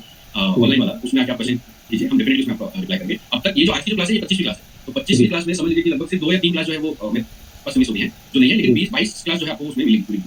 जी। सर मैंने इसमें 2 क्लास एक बार देखी है, दो क्लास मेरे पास आई, तो फोटो सेंटर का मैंने जानकारी ली आपकी क्लास से। हाँ जी। और दूसरी क्लास आई थी BS6 की जानकारी जो आपने दी थी, सेकंड क्लास होता है आपकी। हाँ जी, वो तो हमारी मतलब ओपन क्लास होती है, जैसे हम लोग क्या करते हैं कि इतने सारे लोग ऐप पे हैं, आप लोगों का भरोसा इतना अच्छा है कि आज आपके ऊपर लगभग 2500 लोग हैं जो यूज कर रहे हैं आपको। तो हमको ऐसा लगता है कि अगर महीने में एक फ्री क्लास सभी के लिए चलाई जाए, तो हम एक फ्री क्लास चलाते हैं, तो वो जो आपने 2 क्लास बोली है ना, वो फ्री क्लास है, तो वो सभी के लिए होती है। अभी जो आपने कोर्स लिया है, कोर्स में आपका पूरे 22 से 23 क्लासेस जो है ना है, कहाँ पे जाके देखना है, कैसे क्लास लेनी है, वो कल सुबह में टीम आपको फोन करके आपको प्रोवाइड कर लेगी। ठीक है। और दूसरी बात सर, जैसे मैंने कोर्स लिया है, ये कोर्स हमारा कब से शुरू होगा और कहाँ तक खत्म होगा? मान लो मैं कोर्स के बीच में ज्वाइन हो रहा हूँ अभी, हाँ जी। तो ये तो मेरा बीच में तो नहीं होगा, लेकिन मैं इससे आगे अगर मैं जो फीस भरूंगा अगली मैं फिर करूंगा, क्या वो ये क्लास दोबारा भी चल पड़ेगी लाइव में फिर? हाँ जी, हाँ जी, सेम आपकी सारी क्लास हमेशा आपके पास रहेगी, कोई भी क्लास हटेगी नहीं, नहीं वो तो रहेगी, वो तो रिकॉर्डिंग रहेगी, लेकिन मैं सर आपका लाइव लाइव चलती रहेगी के लिए दोबारा फीस हाँ, तो देखिए कैसा है कि लाइव में हम लोग क्या कर रहे हैं, हम लोग लाइव में सिर्फ क्वेश्चन आंसर के लिए नहीं आ रहे हैं, हम कोशिश क्या करेंगे टॉपिक लेकर आते हैं जो 1 घंटे का टॉपिक है, और 1 घंटे टॉपिक कवर करते हैं और 1 घंटे में क्वेश्चन आंसर ले लेते हैं। तो इस वजह से उसके लिए अगर जैसे आप चाहते हैं कि मतलब हमेशा के लिए आप जुड़े रहें, लाइव में कनेक्टेड रहें, कोई सवाल पूछे, उसके लिए आपको लाइफ टाइम का सब्सक्रिप्शन लेना होगा, जो कि आपको ये वाला खत्म होने के बाद भी ले सकते हैं। जैसे अभी आपने 3 महीने का लिया ना, तो 3 महीने का है कि मतलब अच्छा लग रहा है, आपको सही लग रहा है, क्योंकि देखिए आगे से ना ये जो डायग्नोसिस है, मैंने एक कोर्स का नाम क्या बनाया है, ऑटोमोबाइल इलेक्ट्रॉनिक और व्हीकल डायग्नोसिस। सर आप देखिए मानिए हम ऑफलाइन चलाते हैं और ऑफलाइन में हमें पता है कि हम 1 महीने में 250 घंटे में हम उनकी सिर्फ तैयारी मतलब फाउंडेशन मजबूत कर पाते हैं, लेकिन रेगुलर अपडेट आते रहते हैं, गाड़ी में नई प्रॉब्लम्स आती रहती है, तो उनको कैसे सॉल्व करना है, क्या करना, वो हम उन तक पहुंचा नहीं पाते थे। इसी कारण से हम ये लेकर आए कि हम उस वक्त भी हम तक मतलब ये सारी जानकारी उन तक पहुंचा सकें। ये तो हमारा पूरा सिस्टम है ना, इसलिए इसने हमने क्या किया कि इसमें लाइफ टाइम का भी अपडेट मतलब ये दिया कि भाई लाइफ टाइम का सब्सक्रिप्शन आप ले लीजिए, और फिर गाड़ी टू गाड़ी, vehicle to vehicle, car scanning, coding, programming, जो गाड़ी के ऊपर जो भी होगा, व्हीकल के ऊपर, वो सारे कोर्स में आपको रेगुलर मिलता है। जी सर। सर मेरे पास जी जी सर बोलिए सर। तो वो कैसा है कि उसमें बहुत सारे मतलब इलेक्ट्रिक व्हीकल की आएगी, तो इलेक्ट्रिक व्हीकल भी हम उसी में कवर करेंगे। आपकी ये कोर्स में मतलब अगर आप लाइफ टाइम वाला आगे जाके लेंगे ना, तो इसी में इलेक्ट्रिक व्हीकल की डायग्नोसिस मिलेगी। देखिए लाइफ टाइम का मतलब क्या है, 1 साल तक समझ लीजिए हमने diesel engine, petrol engine cover कर दिया, नेक्स्ट टाइम हम ईवी पे चालू हो गए, और ईवी की तो बेसिक ट्रेनिंग आपको मिल जाएगी अगले महीने, क्योंकि हमने अपने लोग हमारे साथ में जुड़े हुए हैं ना, सबकी इलेक्ट्रिक व्हीकल की बेसिक बिगिनर के लिए इलेक्ट्रिक व्हीकल समझनी चाहिए, पूरी ट्रेनिंग हम कवर करेंगे फ्री में, कोई एक्स्ट्रा चार्जेस नहीं, क्योंकि हमें ये लगता है कि हर एक पर्सन जो हमारी इंडस्ट्री में काम कर रहा है, मे बी टेक्नीशियन, तो उसको जानकारी जरूर होनी चाहिए। अब वो उसमें चॉइस है कि वो उसमें काम करते हैं या नहीं करते, तो ये आपको कंटिन्यू करना है। जी सर, मेरी एक दिन की ख्वाहिश थी कि मैं इस लाइफ पे थोड़ा रिफाइन हूँ, लेकिन मुझे एक ऐसा प्लेटफॉर्म मिला जो मेरे पास शब्द नहीं कि मैं आपको किस सबसे आप बता करूँ कि आपने कितना अच्छा प्लेटफॉर्म चलाया। नहीं सर, बस आप लोगों का अगर साथ रहा, सपोर्ट रहा, तो डेफिनेटली इसको अच्छी तरीके से और करेंगे, क्योंकि लोग कोशिश करेंगे लाइव में, ऑनलाइन में भी हम इस तरीके से ट्रेनिंग बनाएं कि आप लोगों को ऐसा ना लगे कि मैं भी ऑनलाइन ले रहा हूँ, समझा क्या है, कोशिश करेंगे प्रैक्टिकल बेस पर लेकर जाए। अभी थियरी जो है वो अभी क्या होगा कि हफ्ते में 2 दिन हम ऑनलाइन लाइव आएंगे, और बाकी के दिन में आपको एक वीडियो मिलती रहेगी हर 2 दिन, इस वीडियो में प्रैक्टिकल तरीका होगा एक चीज को चेक करने का। जी जी सर। अब ये ऐसा, और वो जो लाइव हम आएंगे तो हम आपको बोलेंगे जो हमने प्रैक्टिकल तरीका बताया, आप उसको आप क्लास लीजिए और जाके अपनी गाड़ी को चेक कीजिए कि रिजल्ट मिला है कि नहीं, एंड देन आप फिर लाइव में आइए और आप उन पे सवाल जवाब जो भी आप करना चाहते हैं ना वो कीजिए, ऐसा है। लेकिन सर एक चीज़ है सर, मैं ऑनलाइन ले रहा हूँ, लेकिन मैं ऑफलाइन भी आपके पास आऊँगा, उसके लिए कम से कम कितने महीने पहले बुक करनी पड़ेगी, या एक वो कोई इमरजेंसी आपके लेवल में रहती है?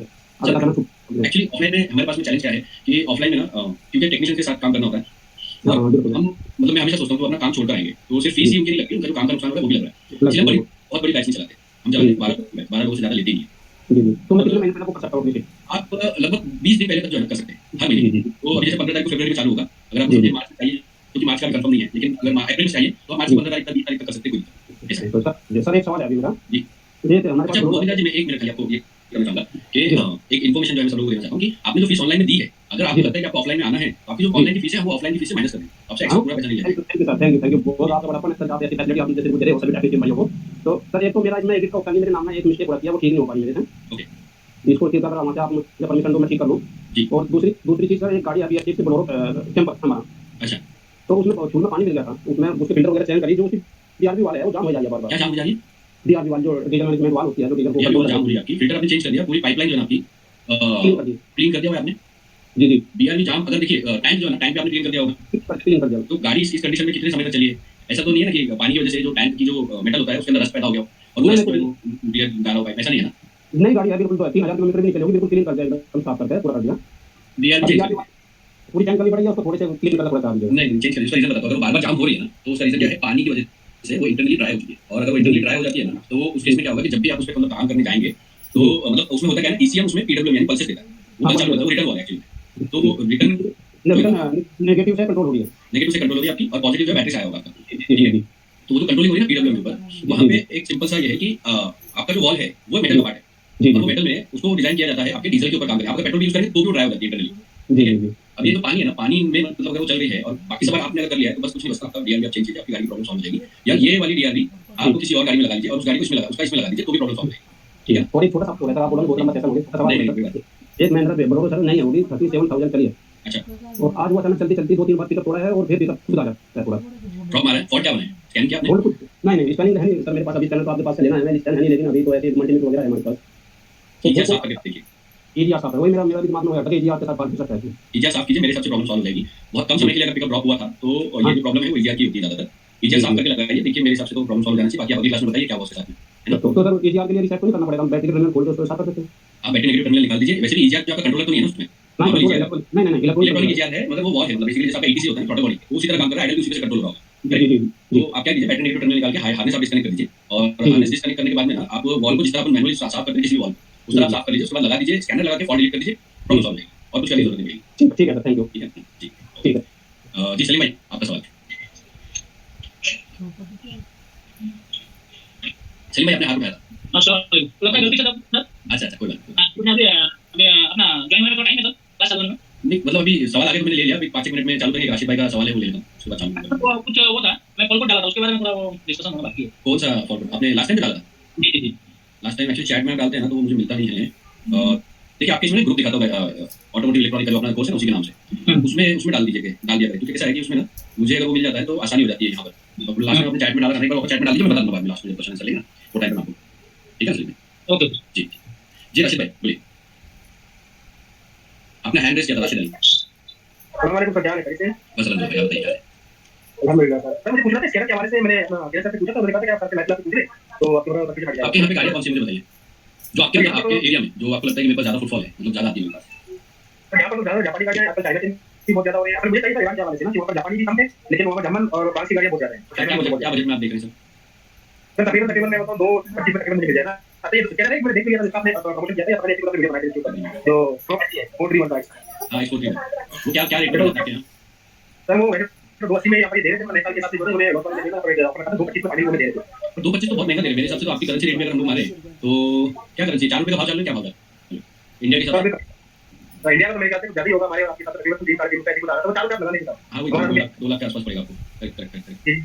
ईरान के हवाले से वो मत लीजिए आप, क्योंकि ईरान में मसला ऐसा है ना कि ईरान कनेक्ट करता है आपका ये सिल्क रूट को, मतलब पुराना सिल्क रूट बोलते थे, दरपट्टा पूरा कनेक्ट करता है। और गाड़ी आपको मिलेगी टोयोटा निसान ज्यादातर खरीद गाड़ियाँ, उसके बाद आपकी ये वाली क्या कहते हैं वहाँ पे जनरल मोटर बहुत मिलेगा आपको, जीएमसी वगैरह मिलेगी आपको, फोर्ड मिलेगी आपको, मतलब अमेरिकन ब्रांड वहाँ पे बहुत ज्यादा मिलेंगे। ऑटेल का मैक्सिस सीरीज में वहीं जाके लीजिए, ठीक है? और होटल का जो है ना MS 906 को लिखा है कुछ है, ये क्या करेगा? 906 तो बहुत बढ़िया है, अगर आप एमएस लेते हो ना 906 बढ़िया है, मतलब आपका डायग्नोस्टिक टूल के मामले में बहुत बढ़िया काम करता है। और जिस एरिया में गल्फ के मामले में ना, मैं गल्फ के मामले में ऑटेल को ज्यादा प्रमोट करता हूँ। उसका रीजन कैसा है कि जो गल्फ में गाड़ियाँ हैं उनमें वो लगभग आपकी 90% ऑन रोड व्हीकल जो वहाँ पर चलती है वो सारी कवर कर देता है, प्लस उसमें 80% तक काम कर देगा आपका होटल।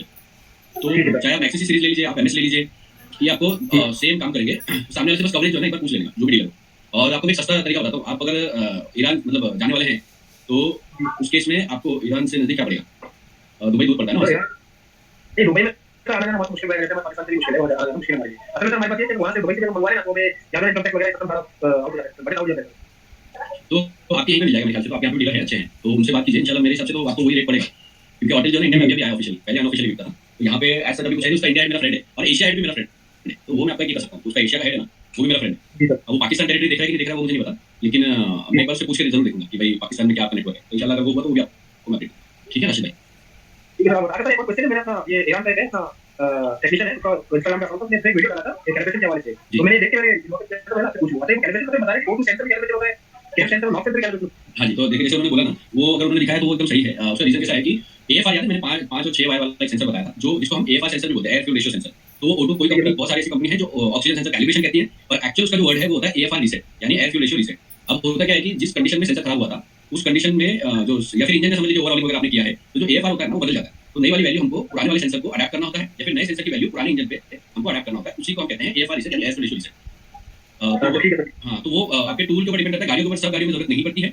ये मैंने 6 वायर वाले दिखाया था जिसमें मैंने क्लियर किया था वहाँ पे कंट्रोलर होता है, तो आपका नॉक सेंसर में भी कंट्रोलर आता है 6 वायर वाले में, ऑटो सेंसर में भी कंट्रोलर आता है 6 वायर वाले में। अगर आपका वो वाला सेंसर है तो आपको जरूरत पड़ रही है। और जैसे मैंने होटल की बात किया या लॉन्च की बात किया, जो ग्लोबल ब्रांड है ये सारा AFR रीसेट का फंक्शन ऑलरेडी देते हैं, जिन गाड़ियों में जरूरत होती है। बहुत सिंपल होता है, मुझे अगर कोई गाड़ी मिली ना वो वाली, तो मैं वो उसका पूरा बना के वीडियो कैसे करना है क्या करना है वो मैं कोर्स में ऑलरेडी डालूंगा। तो ये कैम सेंसर नॉक सेंसर में बता रहा था, मतलब ऑप्शन आ रहा था वो नॉक से तो गाड़ी है सेंसर वेरॉन के नाम से गाड़ी है। मैं बता दूं आपको, कैम सेंसर में बेसिकली वीवीटी आती है, देखिए आपकी होंडा चलती है आपके यहाँ पे, होंडा में देखो वेरिएबल वॉल आती है। तो वेरिएबल वॉल में क्या होता है, कई बार जो है ना कैम मल्टीपल कैम्स होती है, तो मल्टीपल कैम का एक है ना ये होता है आपका ड्राइवर। तो अगर वो ड्राइवर लगा हुआ है और उस केस में आप कोई कैम सेंसर चेंज करते हैं तो आपको कैम को कैलिब्रेट करना पड़ेगा टाइमिंग एडजस्ट करने के बावजूद भी, अदरवाइज जरूरत नहीं है। तो मैं आपको बता दूं इंस्टाग्राम वगैरह और यूट्यूब वगैरह ये ऐसी प्लेटफॉर्म है ना जहाँ पे टेक्नीशियन भी क्या कोशिश करते हैं कि कुछ ऐसा दिखाओ जो कि इंटरेस्टिंग लगे और लोगों को ना मतलब नया दिखाई दे। तो नोवेल्टी के चक्कर में वो लोग ऐसी चीजें बता पाते हैं जो सबके लिए जरूरी नहीं होता, और हमारे जैसे टेक्नीशियन क्या होते हैं कि हम लोग कंफ्यूज हो जाते हैं यार ये भी करना पड़ेगा, इस वजह से शायद प्रॉब्लम सॉल्व नहीं होगी। तो खैर उसका जो है ना कभी भी अगर आपको कभी ऐसा लगे कि ये चीज प्रॉब्लम आ रही है तो उसके रिलेटेड एक छोटा सा फॉल्ट कोड बनता है जो इंडिकेट करता है कि इसको रिक्वायरमेंट है कैलिब्रेशन की, अडैप्टेशन, तो क्लियरली उसमें इंडिकेट करता है। तो अगर किसी गाड़ी की जरूरत नहीं है तो उससे रिलेटेड कोई फॉल्ट कोड बनेगा ही नहीं, अगर जरूरत है तो एक छोटा सा डीटीसी बनेगा जो इंडिकेट करेगा।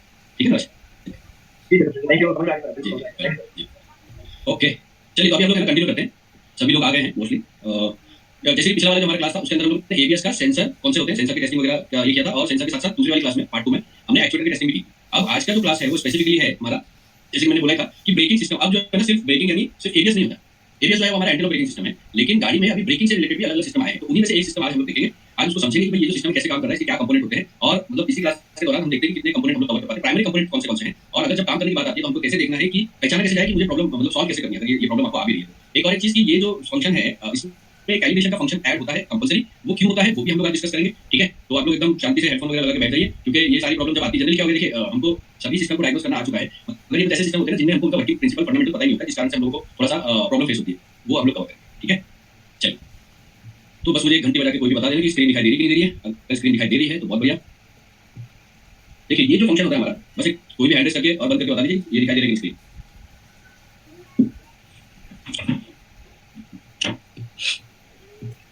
ओके ठीक है, चलिए बढ़िया, थैंक यू किरण जी।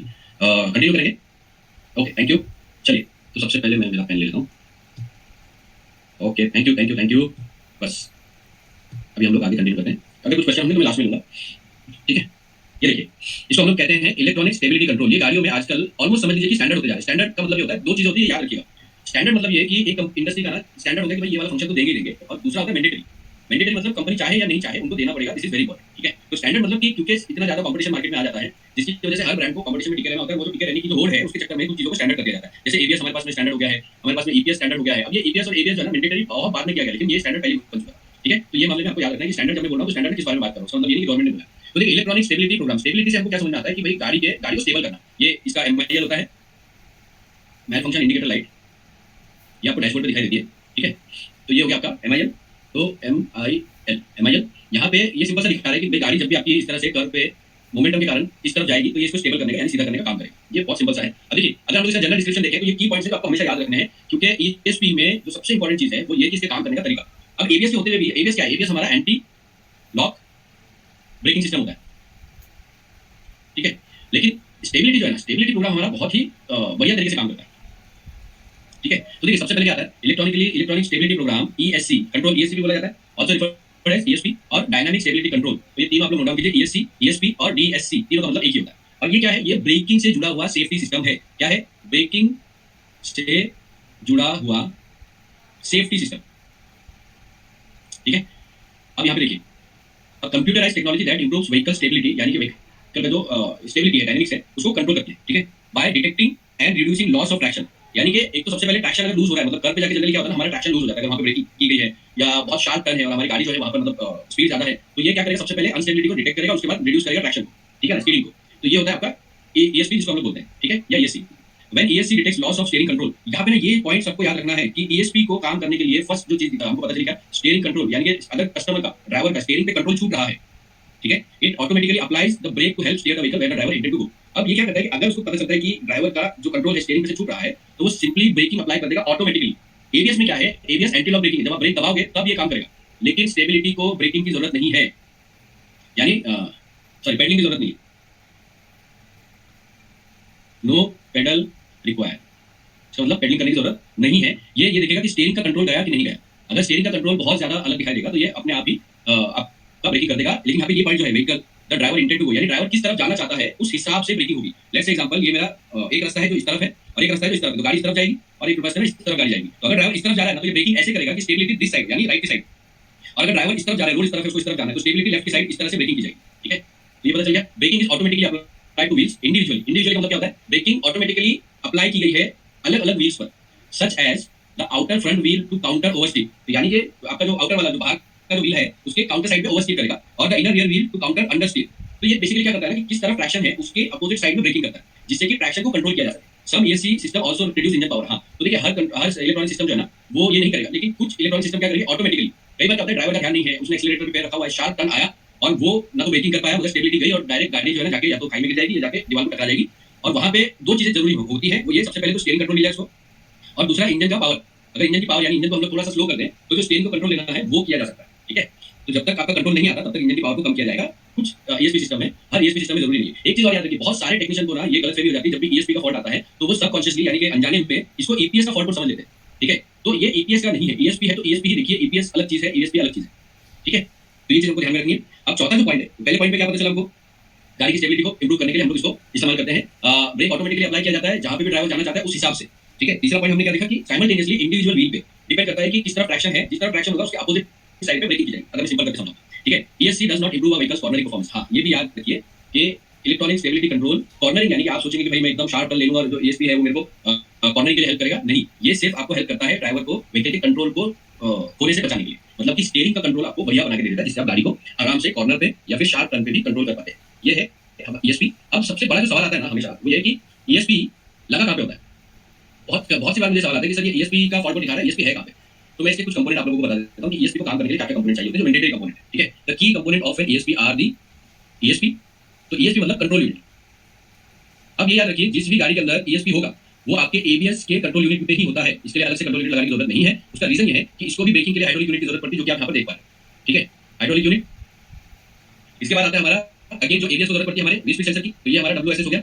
अब ESP में क्या होता है कि भले ये ब्रेकिंग का सिस्टम हो, लेकिन जैसे कि आपने डेफिनेशन में समझा कि डेफिनेशन के हिसाब से ये क्या करता है, ये ड्राइवर को स्टीयरिंग पे कंट्रोल देता है। और एक बार ड्राइवर को स्टीयरिंग पे कंट्रोल मिल गया तो वो सेफ हो जाता है और गाड़ी को सही तरीके से वो हैंडल मतलब कंट्रोल कर पाता है। ठीक है, उसके लिए हमको क्या चाहिए, हमको मतलब ESP को जानकारी चाहिए, इनपुट चाहिए, और वो होता है आपका स्टीयरिंग व्हील सेंसर, जब आपका स्टीयरिंग एंगल सेंसर। ठीक है, स्टीयरिंग एंगल सेंसर हम लोग बोलते हैं।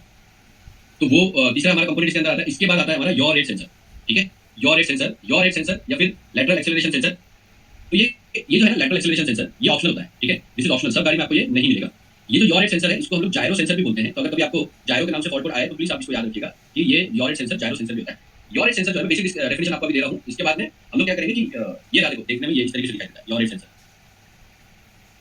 ठीक है, तो योर रेट सेंसर ऐसा दिखाई देता है, ये हमेशा गाड़ी के सेंटर में लगा होगा, क्योंकि ये गाड़ी का क्या कहेंगे उसको, गाड़ी कितना टिल्ट हो रही है, ठीक है, वो पता लगाता है, और इसीलिए इसका सेंटर में होना जरूरी है। ये यहाँ पे लगा होगा, गाड़ी आपकी इस तरह से आपके ये होगी। ठीक है, ये हमेशा सेंटर, तो गाड़ी अगर इस तरफ झुकेगी तो ये सिग्नल देगा, किस तरफ झुकेगी, इस तरफ झुकेगी तो ये सिग्नल देगा। क्योंकि गाड़ी को स्टेबिलिटी करना है, हमारा स्टेबल करना है, तो इसके लिए ये वाला सेंसर सबसे इंपॉर्टेंट हो जाता है, जिसको हम लोग बोलते हैं योर रेट सेंसर। आप लोगों ने देखा होगा गाड़ी के अंदर ये आपका जो हैंड ब्रेक का लीवर होता है, या तो उसके पास मिलेगा आपको, या गियर लीवर के पास मिलेगा, हमेशा सेंटर में होता है। कई बार आपको ये सेंटर कंसोल के पीछे की साइड में लगा हुआ मिलेगा चैसी के, और ये चैसी के ऊपर लगा होता है, इसलिए आप देख सकते हो कि यहाँ पे इसका माउंटिंग वगैरह है उसी तरीके से बना है। ठीक है ना, टेस्टिंग के लिए बहुत सिंपल सेंसर होता है। फॉल्ट कोड आया तो जनरली इसको कुछ होता नहीं, आपने शायद इतने सालों से आप लोग भी काम कर रहे होंगे, तो कई बार मैंने हार्डली 2 या 3 बार फॉल्ट कोड इसका आते हुए देखा, इसके अलावा इसका फॉल्ट कोड मैंने अभी तक देखा हुआ नहीं है। ठीक है, इसके बाद में जो पांचवा जो इनपुट आपको चाहिए होता है कंपोनेंट, वो जरूरी होता है इंजन कंट्रोल यूनिट। ECM बहुत ज्यादा जरूरी है, क्योंकि इससे इंजन स्पीड पता चलती है। और इंजन स्पीड देखा, जैसे कि आप लोगों ने यहाँ पे देखा ये लास्ट में है कि भाई ये वाला रिड्यूस द इंजन पावर। तो इंजन पावर तभी तो सिग्नल ECM को ये देगा जब उसको पता होगा कि इंजन की स्पीड क्या है। तो ECM क्या करेगा, ECM अपने आप काम कर रहा है। सबसे पहली चीज तो इसको समझिए, ECM को काम करने के लिए आपके ESP की कोई जरूरत नहीं है, लेकिन ESP को काम करने के लिए इंजन स्पीड की बहुत ज्यादा जरूरत पड़ती है। उसी के साथ साथ व्हीकल स्पीड यानी स्पीड की जरूरत पड़ती है, स्टीयरिंग एंगल सेंसर। तो अगर हम लोग देखें मोटे मोटे तौर पे इनपुट और आउटपुट देखें इसका हमारा सिस्टम का, तो आप क्या देखेंगे, ये इनपुट आउटपुट में हमने तो समझ लीजिए मेरा ESP है, ABS प्लस ESP लिखता हूं मैं, क्योंकि जनरली आता है नीचे। तो यहाँ पे है मेरा आउटपुट और ये है मेरा इनपुट। तो इनपुट में मेरा सबसे पहले क्या आ रहा है, व्हील स्पीड सेंसर। ठीक है, दूसरा मेरा क्या आएगा, steering angle sensor, your rate sensor. इसके बाद में आ गया मेरा लैटरल एक्सेलरेशन जो है वो हमारा ऑप्शनल होता है, लेकिन उसको भी पकड़ लेते हैं। इसके बाद इसको जो इनपुट चाहिए वो चाहिए इंजन स्पीड। ठीक है, और क्या चाहिए, हाँ व्हील स्पीड यहाँ से मिल गया, स्टीयरिंग एंगल यहाँ से मिल गया, योर रेट, लैटरल एक्सेलरेशन और आपका इंजन स्पीड। तो ये इतना इनपुट इसको चाहिए। अब आउटपुट क्या होगा, आउटपुट यहाँ भी सेम होगा जो हमारा ABS का था, और वो है ब्रेकिंग वॉल्स। जो भी आपकी सोलेनॉइड वॉल्स हैं वो ही यहाँ पर आउटपुट है, क्योंकि डिपेंड करता है कि आपका कौन सा इनपुट और कौन सा इनपुट किसको जाएगा, जिससे कि ESP कब एक्टिवेट होगा, ABS कब एक्टिवेट होगा। एक तो चीज हमको समझ में आ गई है, ABS तभी काम करेगा जब ब्रेकिंग हुई है। ठीक है, और ESP काम करेगा कंडीशन देखकर, कि अगर स्टेबिलिटी लॉस हुई है तब ये काम करेगा आपका क्या, ESP। एंड इसी वजह से कंट्रोलिंग जो साइड जो है, कंट्रोलिंग साइड दोनों की कॉमन है, क्योंकि दोनों के काम करने का समय अलग है। अगर आप सोच के देखिए कि जब आप गाड़ी को टिल्ट कर रहे हैं, तो वो टाइप का अगर आपने ब्रेकिंग किया, मतलब शार्प टर्न ले रहे हो और आपने ब्रेक पेडल दबाया, तो उस केस में क्या होगा, उस केस में ना बहुत ही सिंपल एक ये हो जाएगा कि आपका कंट्रोल तो मतलब ब्रेक अगर आपने किया तो ब्रेकिंग में एबीएस प्लस ईएसपी दोनों साथ में अप्लाई होगा। और ईएसपी जो क्या करेगा कि ब्रेकिंग के टाइम पे अगर आपने पेडल दबा दिया तो वो टाइम पे आपके एबीएस को कुछ समय के लिए, जब तक गाड़ी स्टेबल नहीं हो पाती, तब तक ये आपके इसको एबीएस को बंद करके रखेगा। जैसे ही स्टीयरिंग का कंट्रोल आपके हाथ में आ जाएगा, वैसे ही ईएसपी एबीएस को एक्टिव कर देगा और खुद बंद हो जाएगा। इस तरह से आपने जो पेडल दबा के रखा हुआ है, आपका पेडल भी दबा रहेगा और साथ के साथ आपका आगे काम भी करता रहेगा। ठीक है, यहाँ पे समझ में आ गया। अभी काम करते हैं हम लोग, है ना। आगे बढ़ने से पहले हम लोग इसका एक वर्किंग देख लेते हैं, जो कि एक वीडियो के फॉर्मेट में हम लोग देख लेते हैं, जिससे आप लोगों को पता चलेगी तो ये काम कर रहा है। ठीक है,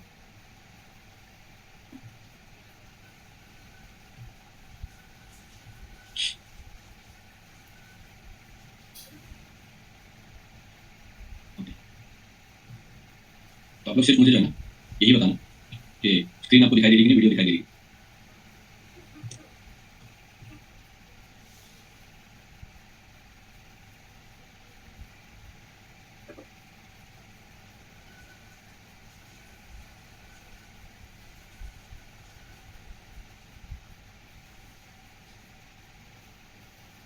तो ये देखिए, जैसे कि आपने जब इमरजेंसी ब्रेकिंग की है, आपने पेडल को लॉक कर दिया है और पेडल को लॉक करने के बाद में ब्रेकिंग जो है इंटरमीडिएट ब्रेकिंग हो रही है। इंटरमीडिएट मतलब कि हो रही है, छूट रही है, ब्लू वाली आपको इसको लाइन को देखिए। ठीक है, इसको हम कहते हैं एबीएस, यानी कि एंटी लॉक ब्रेकिंग सिस्टम, जिसमें पेडल हमने दबाया हुआ है और अब हमारे पास में, मतलब इमरजेंसी में हमारे पास स्टीयरिंग का कंट्रोल है। ठीक है, लेकिन ईएसपी किस तरह काम करता है वो भी आगे इसमें देखते हैं।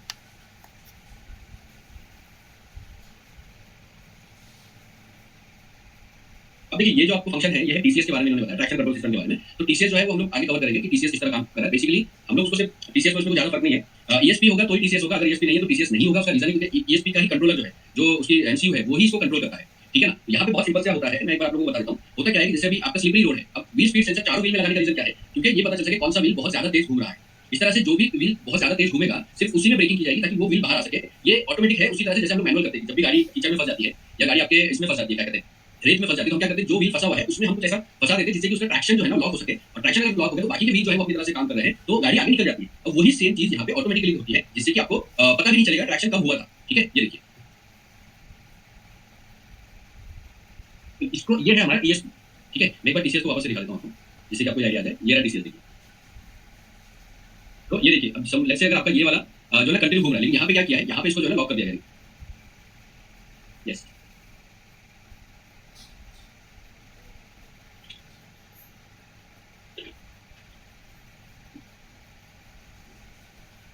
अब देखिए, जैसे कि आपने ये इंसिडेंट देखा जिसमें पत्थर आके कैसे गिरा और ड्राइवर को क्या था कि एकदम से स्टीयरिंग घुमाना था। अब जब ऐसा होता है कि स्टीयरिंग अचानक से घुमाया गया है तो ड्राइवर के हाथ में भी कंट्रोल नहीं होता है और गाड़ी जो है पूरी डायनामिकली चेंज हो जाती है, यानी उसका डायनामिक्स चेंज हो जाएगा। वो इस तरफ एक तरफ बहुत ज्यादा झुक जाएगी और ऐसे में वो पूरी तरह मतलब फ्लिप हो सकती है या फिर एक ही साइड में जाकर टकरा सकती है। ठीक है, उसको रोकता है ईएसपी।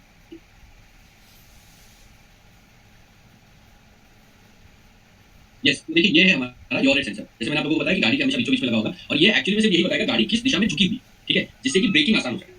तो ये हो गया योर रेट सेंसर। पहले जो था वो हमारा था वीएसपी सेंसर। तो ये आपका VSP sensor, sorry steering angle sensor. तो ये स्टीयरिंग एंगल सेंसर तीसरा इंपॉर्टेंट पार्ट और उसका कंट्रोल यूनिट।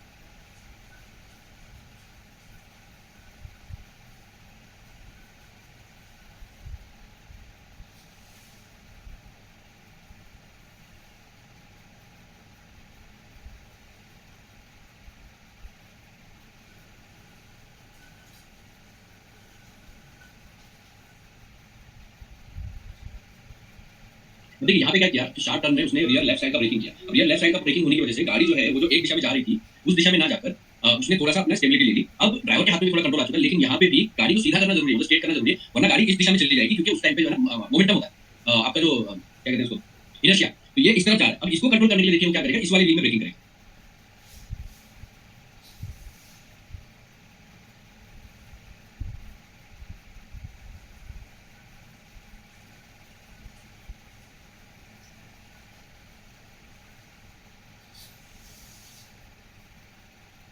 अब ये ईएसपी के साथ में ना आपका एक और सिस्टम आता है जिसको हम लोग हिल होल्ड असिस्ट कहते हैं। यानी कि अगर आपकी गाड़ी जो है वो पहाड़ पे या तो ऊपर की तरफ या नीचे की तरफ अगर झुकी हुई है तो जनरली हम लोग हैंड ब्रेक वगैरह मारते हैं। फिर गाड़ी जैसे अभी पहाड़ चढ़ रहे हैं हम लोग घाट एरिया में, और उस वक्त हमको अगर ब्रेकिंग करना है तो ब्रेकिंग करने के बाद में हमको सडनली जब हम लोग उठाने जाते हैं गाड़ी को, तो होता क्या है कि क्योंकि ग्रेविटी आपको पीछे पुल कर रही होती है, तो जो समय होता है आपके ब्रेक छोड़ने का और एक्सेलरेट करने का, उसमें कई बार जो है गाड़ी पीछे की तरफ आती है। ईएसपी होने की वजह से ये वैल्यूएशन कर सकते हैं कंपनीज, जिसमें हिल असिस्ट भी लगाया जा सकता है। सिंपल प्रोग्राम हो जाती है जिससे कि हिल असिस्ट अपना काम कर लेता है, क्योंकि बाकी के सेंसर इनपुट आउटपुट जो है ऑलमोस्ट सेम होंगे, बस आपका एक एड ऑन उसमें एक प्रोग्रामिंग हो जाएगी और एक ये हो जाएगा जिससे कि क्योंकि योर सेंसर बताएगा कि गाड़ी किस दिशा में झुकी है। ठीक है, या तो गाड़ी चढ़ रही है या उतर रही है, मतलब चढ़ान पे उतार पे, इस तरह। ये देखिए,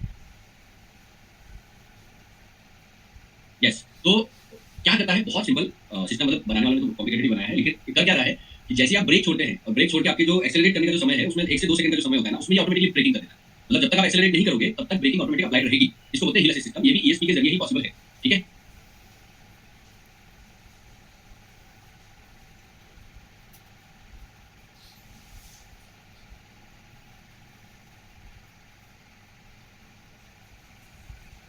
यस, तो अभी आप लोगों ने एक टर्म सुना होगा जो कंटिन्यूअसली इंडस्ट्री में चल रहा है, ऑटोमोबाइल इंडस्ट्री में खास करके एडास कहते हैं उसको, एडवांस ड्राइविंग असिस्टेंट सिस्टम। तो ये देखिए ये ड्राइविंग असिस्टेंट सिस्टम जो लिया हुआ है एडास उसको कहते हैं। तो एडास के काम करने के लिए जो प्राइमरी फंक्शन होता है गाड़ी के अंदर वो ईएसपी ही होता है। अब देखिए ये जो जानकारी है इसको आप इस तरह से लीजिए कि भाई ये सिस्टम है और सिस्टम को हमको समझना जरूरी है, लेकिन हमारा काम है एज ए डायग्नोस्टिक टेक्नीशियन इसको इसके सिस्टम को डायग्नोस करना, उसमें आने वाली प्रॉब्लम को रिपेयर करना। लेकिन ये हम तभी कर पाएंगे जब हम सिस्टम को समझते हैं। तो देखिए ड्राइवर असिस्टेंट सिस्टम के लिए इंपॉर्टेंट हो जाता है गाड़ी के जो 3 मेजर फंक्शन है सेफ्टी के रिलेटेड, उसके लिए क्रिटिकल हो जाता है। तो मैं आगे बताता हूं, पहले वीडियो खत्म कर लेते हैं। ठीक है।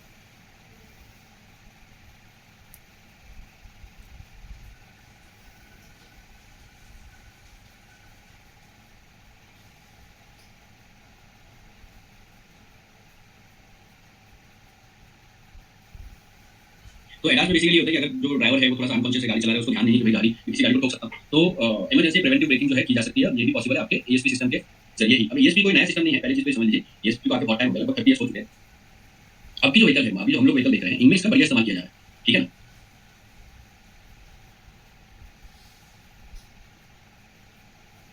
ठीक है। तो आई होप ये आप लोगों को वीडियो के जरिए जो है थोड़ा आसानी से समझ में आ गया होगा। अब मैं क्या करता हूं ना, आप लोगों को थोड़े ये फंक्शन समझा देता हूं कि ये चीजें एक्चुअली में काम कैसे कर रही है। मतलब आप लोगों ने देखा कैसे काम कर रही है, बस किन चीजों का क्रिटिकली आप लोगों को ध्यान रखना है जब भी गाड़ी के अंदर प्रॉब्लम्स क्या क्या है। तो सबसे पहले ना ये समझ लेते हैं कि ईएसपी सिर्फ अकेला पार्ट नहीं है, इसमें एड-ऑन्स आते हैं। ईएसपी जो है वो इसमें एक और एक सिस्टम ऐड हो जाता है जो होता है हमारा टीसीएस यानी ट्रैक्शन कंट्रोल सिस्टम। इसी के साथ आपका हिल असिस्ट आ जाता है। और एडास में जो फंक्शन दिए हुए हैं, एडास के अपने अपने फंक्शन है। जैसे एडास में आपका प्रिवेंटिव ब्रेकिंग आता है। ठीक है। इसके बाद आता है आपका क्या कहते हैं, प्रिवेंटिव ब्रेकिंग के बाद में एक और फंक्शन आता है एडास में लेन, सॉरी नहीं लेन वाला इसमें नहीं आएगा। हाँ, डिस्टेंस होल्डिंग, मतलब कि अगर समझो गाड़ियों के बीच में गाड़ी को डिस्टेंस होल्ड करना है तो वो इसके अंदर आ जाता है। ट्रैक्शन कंट्रोल है, इसी के साथ साथ आपका ये आ जाता है क्या कहते हैं ईबीडी इसके अंदर आता है। तो गाड़ी के अंदर सिर्फ ईबीडी दिया होता है, इलेक्ट्रॉनिक ब्रेक डिस्ट्रीब्यूशन। अभी एडास जो है ना अपने अपने सिस्टम है। ठीक है। वो एक किसी पार्ट से नहीं बनता है, उसके बहुत सारे पार्ट होते हैं जो इस पे काम कर रहे हैं। अभी याद रखिए जब भी आपका ईएसपी, और ईएसपी भी अकेला नहीं होता है, ईएसपी के साथ साथ होता है हमेशा जो हमारा होता है एबीएस। करेक्ट। तो एबीएस और ईएसपी साथ में होते हैं। तो प्रॉब्लम क्या क्या आ सकती है, सबसे पहले हमको ये देखना है इनपुट क्या क्या है। तो ये जितने भी इनपुट हैं ये सारे इनपुट जो है ये दोनों सिस्टम को बंद कर सकते हैं। ठीक है ना। अब ईएसपी और एबीएस जो है दोनों सेपरेटली अपने अपने तरीके पे काम कर रहे हैं और अपने लिए काम कर रहे हैं, अपने सिस्टम के लिए काम कर रहे हैं। लेकिन हमको जो फायदा होता है वो ये कि समझो अगर कैसे पहचाने कि ईएसपी है या नहीं है। ईपीएस में एक बहुत खास चीज है जो है इलेक्ट्रॉनिक पावर स्टीयरिंग जो है, उसमें एक बहुत खास चीज है। जैसे कि आप देखेंगे जब भी गाड़ियों में ईएसपी होगा तो ही आपको स्टीयरिंग एंगल सेंसर मिलेगा, वरना ईपीएस को चलाने के लिए मुझे स्टीयरिंग एंगल सेंसर की जरूरत नहीं है, मुझे जरूरत पड़ती है टॉर्क सेंसर की। और टॉर्क सेंसर ही सबसे ज्यादा जरूरी इनपुट होता है हमारा ईपीएस के लिए। ठीक है। ईएसपी आने के बाद क्योंकि ईएसपी को जरूरत है स्टीयरिंग एंगल सेंसर के इनपुट की, ताकि वो ये पता लगा सके कि गाड़ी जो है वो किस दिशा में स्टीयर की गई है, यानी ड्राइवर किस दिशा में जाना चाहता है या किस दिशा में कंट्रोल कर रहा है, तो वो साइमल्टेनियसली ब्रेकिंग कर सके। ठीक है ना। तो यहाँ पे हमारा जो क्रिटिकल सेंसर हो जाता है ईएसपी के लिए वो हो जाता है स्टीयरिंग एंगल सेंसर। तो अभी हम लोग थोड़ा सा स्टीयरिंग एंगल सेंसर को बेसिक तरीके से समझ लेंगे। अब देखिए स्टीयरिंग एंगल सेंसर में ना बहुत ही सिंपल तरीके का सिस्टम होता है, क्योंकि स्टीयरिंग एंगल सेंसर भी खुद एक मिनी कंट्रोलर की तरह काम करता है। कैसे मिनी कंट्रोलर की तरह, और अभी का नया वाला। तो इसीलिए इसको आप लोग कैलिब्रेशन वगैरह भी आपने देखा होगा, कैलिब्रेशन करनी पड़ती है, ये करना पड़ता है। तो ये क्यों करना पड़ता है वो एक बार देख लेते हैं। तो अभी हम लोग सबसे पहले समझेंगे स्टीयरिंग एंगल सेंसर को, स्टीयरिंग एंगल सेंसर क्या होता है, कैसे काम करता है। ठीक है। तो देखिए स्टीयरिंग एंगल सेंसर जनरली हमारे 3 टाइप के होते हैं। सबसे पहला हमारा कन्वेंशनल यानी जो पुराने टाइप का है, जो टॉर्क एंगल सेंसर के नाम से भी जाना जाता है। ठीक है। ये वाला आप फोटो के अंदर देख सकते हो। इसके बाद आता है मल्टी ट्रैक इनकोडर। ये वाला जो आपका मल्टी ट्रैक इनकोडर, ये एक मिनी छोटा सा जो है इसके अंदर कंट्रोलर होता है। ठीक है। और इसके बाद में आता है आपका जो मैग्नेटो रेसिस्टिव होता है। ठीक है। ये हो गया हमारा मैग्नेटो रेसिस्टिव। मैग्नेटो रेसिस्टिव से आप समझ सकते हो, जो भी मेरी क्लास लिए पहले, मैग्नेटो मतलब मैग्नेट और रेसिस्टिव मतलब रेसिस्टर के जरिए मैग्नेट जो हमारा काम कर रही है उससे ये इनपुट पैदा करता है। ठीक है। इसी आपके ईएसपी को। और ये जो है हमारा इसके अंदर ज्यादातर यूज किया जाता है hall sensor, hall element use किया जाता है, तो वो यहाँ पर यूज किया जाता है। और ये जो पुराना वाला है इसके अंदर बहुत बेसिक सी चीज होती थी, मैं आप लोगों को दिखा देता हूँ।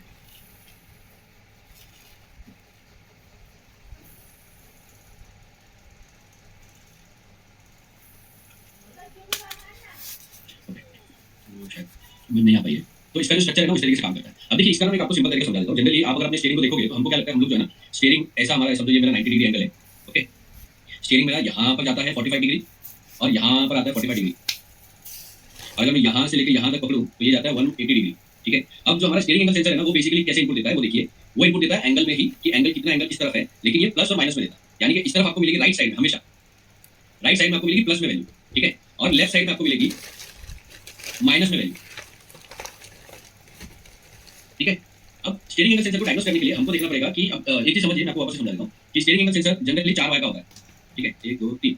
इसमें 2 जो है ना हमेशा होते हैं आपके कैन हाई एंड कैन लो, और जो 2 होते हैं वो बेसिकली पॉजिटिव नेगेटिव आपके होता है, जो कि आपका इसके लिए यूज किया जाएगा। एक तो आपका ग्राउंड हो जाएगा और दूसरा आपका बैटरी हो जाएगा, ठीक है। ये मोटे मोटे तौर पे आपको इतना मिलता है, ठीक है। अगर आपको 6 वायर का दिखाई दे रहा है तो 6 वायर में फिर आपके 2 सिग्नल आएंगे, और ये जो सिग्नल होते हैं ना वो इसीलिए होते हैं, एक तो है राइट की तरफ का सिग्नल और एक लेफ्ट की तरफ का सिग्नल। तो ये सिग्नल 1 एंड सिग्नल 2 आपको इस तरीके से दिखाई देगा, लेकिन जब आप एंगल देखेंगे तो एंगल हमेशा आपको इसी तरह से दिखाई देगा, ये याद रखिए। और वैल्यू जो है ना वो डिपेंड करता है। जैसे एग्जांपल इस तरफ जो है वो प्लस में मिलेगा 35, ओके, क्योंकि अपना जो एंगल है वो एग्जैक्ट सेम होता है राइट में भी और लेफ्ट में भी, इसीलिए माइनस में वो भी माइनस में भी फुल आपकी 35 ही जाएगी, ठीक है।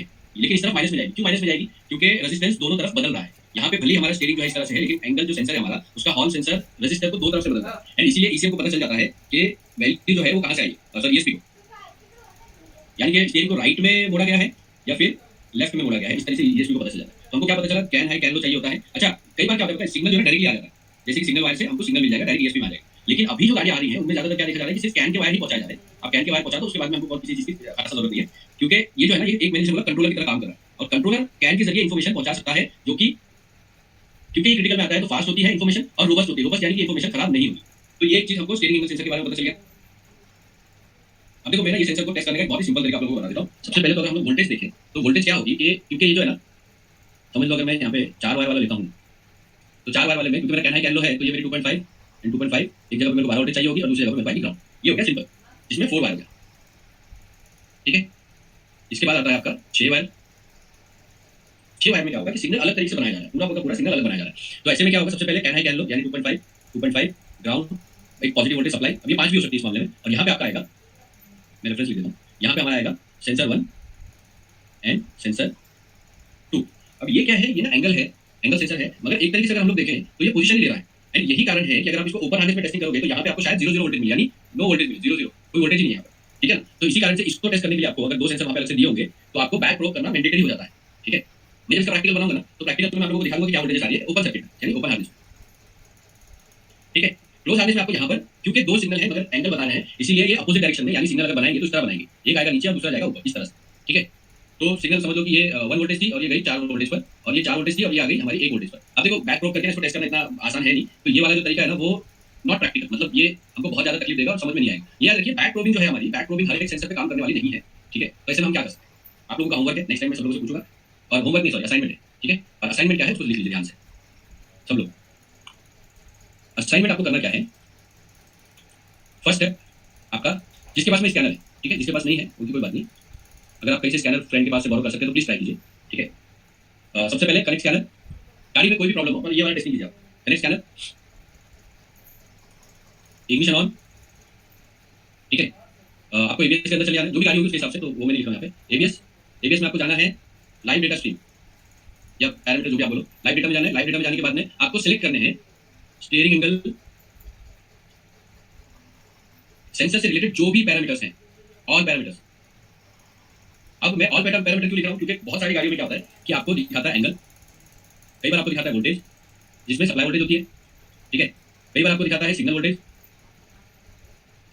ठीक है ना। तो ये जो भी मिले इसको आप चेक कीजिए। और एंगल में आपको देखना क्या है, जैसे मैंने यहाँ पे आपको बताया कि राइट में जो वैल्यू आ रही है, समझो राइट में 35 वैल्यू आ रही है प्लस में, तो आपके लेफ्ट में आपके सेम वैल्यू आनी चाहिए। एक और चीज जो है वो आपको याद रखनी जरूरी है, वो ये कि हम यहाँ पे वैल्यू देख रहे हैं एंगल, तो आप बोलेंगे कि सर डिग्री में क्यों नहीं दिखा रही है, जरूरी नहीं है कि डिग्री में दिखाए, डिग्री में दिखाए तो बहुत अच्छी बात है, लेकिन अगर नहीं दिखाए तो कोई प्रॉब्लम नहीं, क्योंकि आप एंगल ले रहे हो, ठीक है। यहाँ पे देखिए, यहाँ पे स्टेयरिंग को एकदम स्ट्रेट रखने पर हमको आना चाहिए 0, क्या आना चाहिए 0। उसका रीजन बताता हूँ मैं आप लोगों को, प्रैक्टिकल वीडियो में डालूंगा, लेकिन आप लोग प्लीज अपने तरीके से भी इसको चेक कीजिए, क्योंकि अगर किसी वजह से आपका जो स्टीयरिंग सीधा है, ठीक है, लेकिन आपका जो व्हील है वो थोड़ा सा टेढ़ा है, तो वो क्या करेगा, स्टीयरिंग को जो है ना सीधा नहीं होने देगा। हल्का सा उसको आप 0 पे भी रखोगे तो भी यहाँ पे व्हील आपको इस तरफ दिखाई देगा।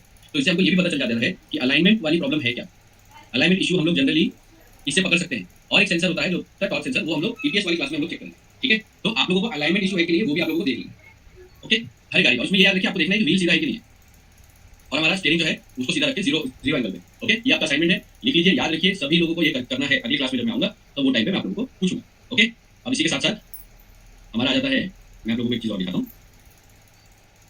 जो जनरली होती है कि आपका जो ईएसपी है, ईएसपी में हमारा डायग्राम किस तरह से दिखाई देता है, वायरिंग डायग्राम, ठीक है ना। ये देखिए, आई होप सबको दिखाई दे रहा है। ये देखिए हमारा ईएसपी ईसीयू यानी कंट्रोल यूनिट, अगेन किसी भी कंट्रोल मॉड्यूल को आपको पॉजिटिव नेगेटिव चाहिए होता है, तो ECU coil ground, ECU pump motor ground, ठीक है। यहाँ पे हमारे 4 आ गए व्हील स्पीड सेंसर, ये हमारे व्हील स्पीड सेंसर हो गए, ठीक है। अगर आप सिस्टम को समझ लेंगे ना तो आपको ये पता होगा कि भाई वायर किस तरह से बने होंगे, वायर का सिस्टम किस तरह से काम कर रहा होगा, ये पूरा आपको समझ में आ जाता है, ठीक है ना।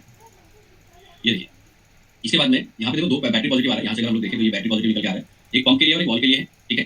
इसके बाद में इग्निशन सप्लाई है, ये भी मेरा 12 वोल्टेज ही होगा, क्योंकि इग्निशन के लिए जब इग्निशन ऑन करने पे ESP एक्टिव होगा, जिससे हम लोग उसको स्कैन कर पाएंगे, तो वो एक हमारा सिस्टम हो गया। यहाँ पे सेम इग्निशन पे ही आपके वायरिंग जो दी गई है वो जंक्शन बना दिया हुआ है, देखो इस पे इग्निशन रिले पे हमको जंक्शन बना दिया गया है, जो आ रही है सिंपली 5 एम्पीयर के फ्यूज के साथ में हमारा सेंट्रल बेसल स्विच में। और यहाँ पे है हमारा स्टीयरिंग एंगल सेंसर, जिसको बॉडी ग्राउंड दिया गया है, बॉडी ग्राउंड, हाँ बॉडी ग्राउंड है, चेसी ग्राउंड दिया गया होगा। ये देखिए यहाँ पे आप देख सकते हैं, ये रहा मेरा स्टीयरिंग एंगल सेंसर, ठीक है। 4 वायर वाला है, और पॉजिटिव जो आया हुआ है, पॉजिटिव मेरा आया हुआ है अगेन इग्निशन से, ये देखिए ये रहा। तो इग्निशन के वायर में जंक्शन बना हुआ है, तो इसका मतलब क्या हुआ, अगर मैं ये वायर को देखूँ तो यहाँ पे मेरी 12 वोल्टेज सप्लाई आ गई, दूसरा मेरा ग्राउंड हो गया, और उसके बाद में 2 हो गए, 2 के बाद में तीसरा जो है मेरा वो है देखो कैन हाई और चौथा कैन लो, तो बहुत सिंपल हो गया कैन हाई कैन लो। तो क्या है, स्टीयरिंग एंगल सेंसर जो है ना सिर्फ पॉजिटिव नेगेटिव काम करने के लिए ले रहा है, और जो सिग्नल प्रोड्यूस कर रहा है वो सिग्नल के वायर के जरिए ना, नहीं डायरेक्टली कैन हाई और कैन लो के जरिए, क्योंकि ये सिस्टम बहुत सेफ्टी के मामले में बहुत ज्यादा इंपॉर्टेंट होता है, इसीलिए कैन का यानी नेटवर्क का हम लोग इस्तेमाल कर रहे हैं, जिससे कि जल्दी से जल्दी कंट्रोल यूनिट के पास यानी ESP के पास में ये हम जानकारी दे सकें, ठीक है। इस तरह से आपका बन गया हाई वोल्टेज और आपका हाई वोल्टेज, ओके। अब आप लोग पहचान लेंगे कि अगर वायर ज्यादा भी है तो किस तरह से आपको आइडेंटिफाई करना होगा। यहाँ पे 4 वायर वाला है, 4 वायर वाला देख लेते हैं, मैं एक बार देख लेता हूँ, अगर मुझे 6 वायर वाला मिलता है तो 6 वायर वाला भी देख लेता हूँ, शायद एक जगह पे मिल जाएगा।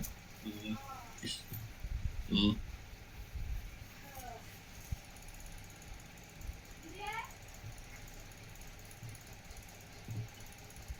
2 मिनट चालू किए,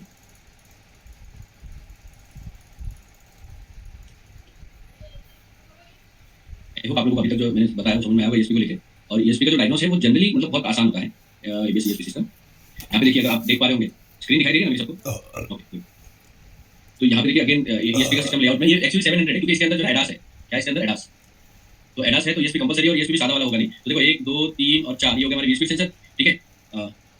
इसके बाद आ जाता है आपका रियर व्हील स्पीड सेंसर, और ये पावर ब्रेक मोटर है, यहाँ पर अलग अलग मोटर दिया हुआ है चारों व्हील को, नहीं रियर व्हील को मोटर दिया हुआ है, ठीक है। आगे से सेंसर दिया हुआ है, यहाँ पे हमारा EPS हो गया, EPB स्विच हो गया, इलेक्ट्रॉनिक पावर ब्रेक का स्विच, ये इसके लिए, sorry parking brake, power brake नहीं पार्किंग ब्रेक, तो पार्किंग ब्रेक के लिए दिया हुआ है। अगर आप लोगों को EPB की जानकारी नहीं है तो आप लोग मुझे कमेंट में डाल देना, मतलब जो अपना ऐप पे जो चैट है वहाँ पे डालना, ताकि ये भी मैं कवर कर सकूँ आपका। पार्किंग ब्रेक, यहाँ पर EPB स्विच, और ESP में बेसिकली इतना दिखा रहा है, आगे देख लेते हैं और क्या दिखाता है। इसके बाद आ जाता है आपका ABS सिस्टम, अच्छा ये लेआउट है sir, ABS and ESP system, जिसके अंदर आपका EPB कंट्रोल किया गया है, ओके। एक बार इसका वायरिंग डायग्राम देख लेंगे, सिस्टम लेआउट वायरिंग डायग्राम, इसके अंदर मेरे ख्याल से होना चाहिए ESP EPB advance driving assistance, तो ये वाला ले लेते हैं, ओके। अब यहाँ पे देखो ये थोड़ा कॉम्प्लिकेटेड आपको दिखाई दे रहा होगा, जिसके अंदर आपका एक तो कैन की लाइन बहुत सारी दिखाई दे रही होगी, देखिए पावर ट्रेन है, ADAS कैन है, वो जुड़ा हुआ इससे, ड्राइवर साइड स्विच बैंक हो गया आपका, ड्राइवर साइड में तो EPB का स्विच दिया गया है उसके लिए है। इसके बाद में अगर हम लोग स्टीयरिंग एंगल सेंसर ढूंढ रहे हैं, क्योंकि हमको यहाँ पे क्रिटिकल पार्ट माना जाता है, यहाँ पे मुझे EPB motor wheel speed sensor ground EPB switch BFM, तो ये वाला डायग्राम में तो स्टीयरिंग अपना ये नहीं है, स्टीयरिंग एंगल सेंसर यहाँ पे देख लेते हैं, इलेक्ट्रॉनिक पार्किंग ब्रेक का है, तो हो सकता है इन्होंने ना ADAS में देख लेते हैं एक बार, ADAS में भी नहीं है, एयरबैग EPS कहाँ है, शायद EPS में होगा, एक मिनट में EPS में जाके देख लेता हूँ, हालांकि इनको देना चाहिए था इसमें इलेक्ट्रॉनिक पावर स्टीयरिंग, तो ये EPS में देख लेते हैं, EPS में दिया गया है, okay. Torque and angle sensor यहाँ पे दिया है, ठीक, ये आउट आया वापस है,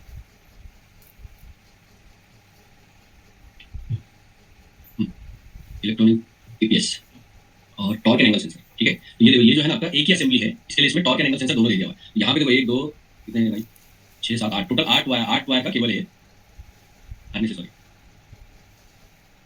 तो मैं ना कोशिश करता हूँ कि मैं एक बार इसको प्रेडिक्ट कर पाऊँ कि क्या होगा इसके अंदर, हालांकि यहाँ पे देखो बहुत लिखा हुआ है तो ईजी रहता है, मतलब जनरली लिखा हुआ आता नहीं है। ये देखो यहाँ पे आपका एक टॉर्क सेंसर, टॉर्क एंगल है, तो दिस इज एंगल, ठीक है, एक हो गया। और यहाँ पे भी टॉर्क सेंसर मेन, तो ये आपका टॉर्क सेंसर है, ठीक है। और ये हो गया आपका टॉर्क सेंसर सब, यानी टॉर्क सेंसर 2, और PWM सप्लाई वोल्टेज, यानी कि आपके PWM सप्लाई वोल्टेज क्यों दी जा रही है इसको, कांस्टेंट वोल्टेज आनी चाहिए थी।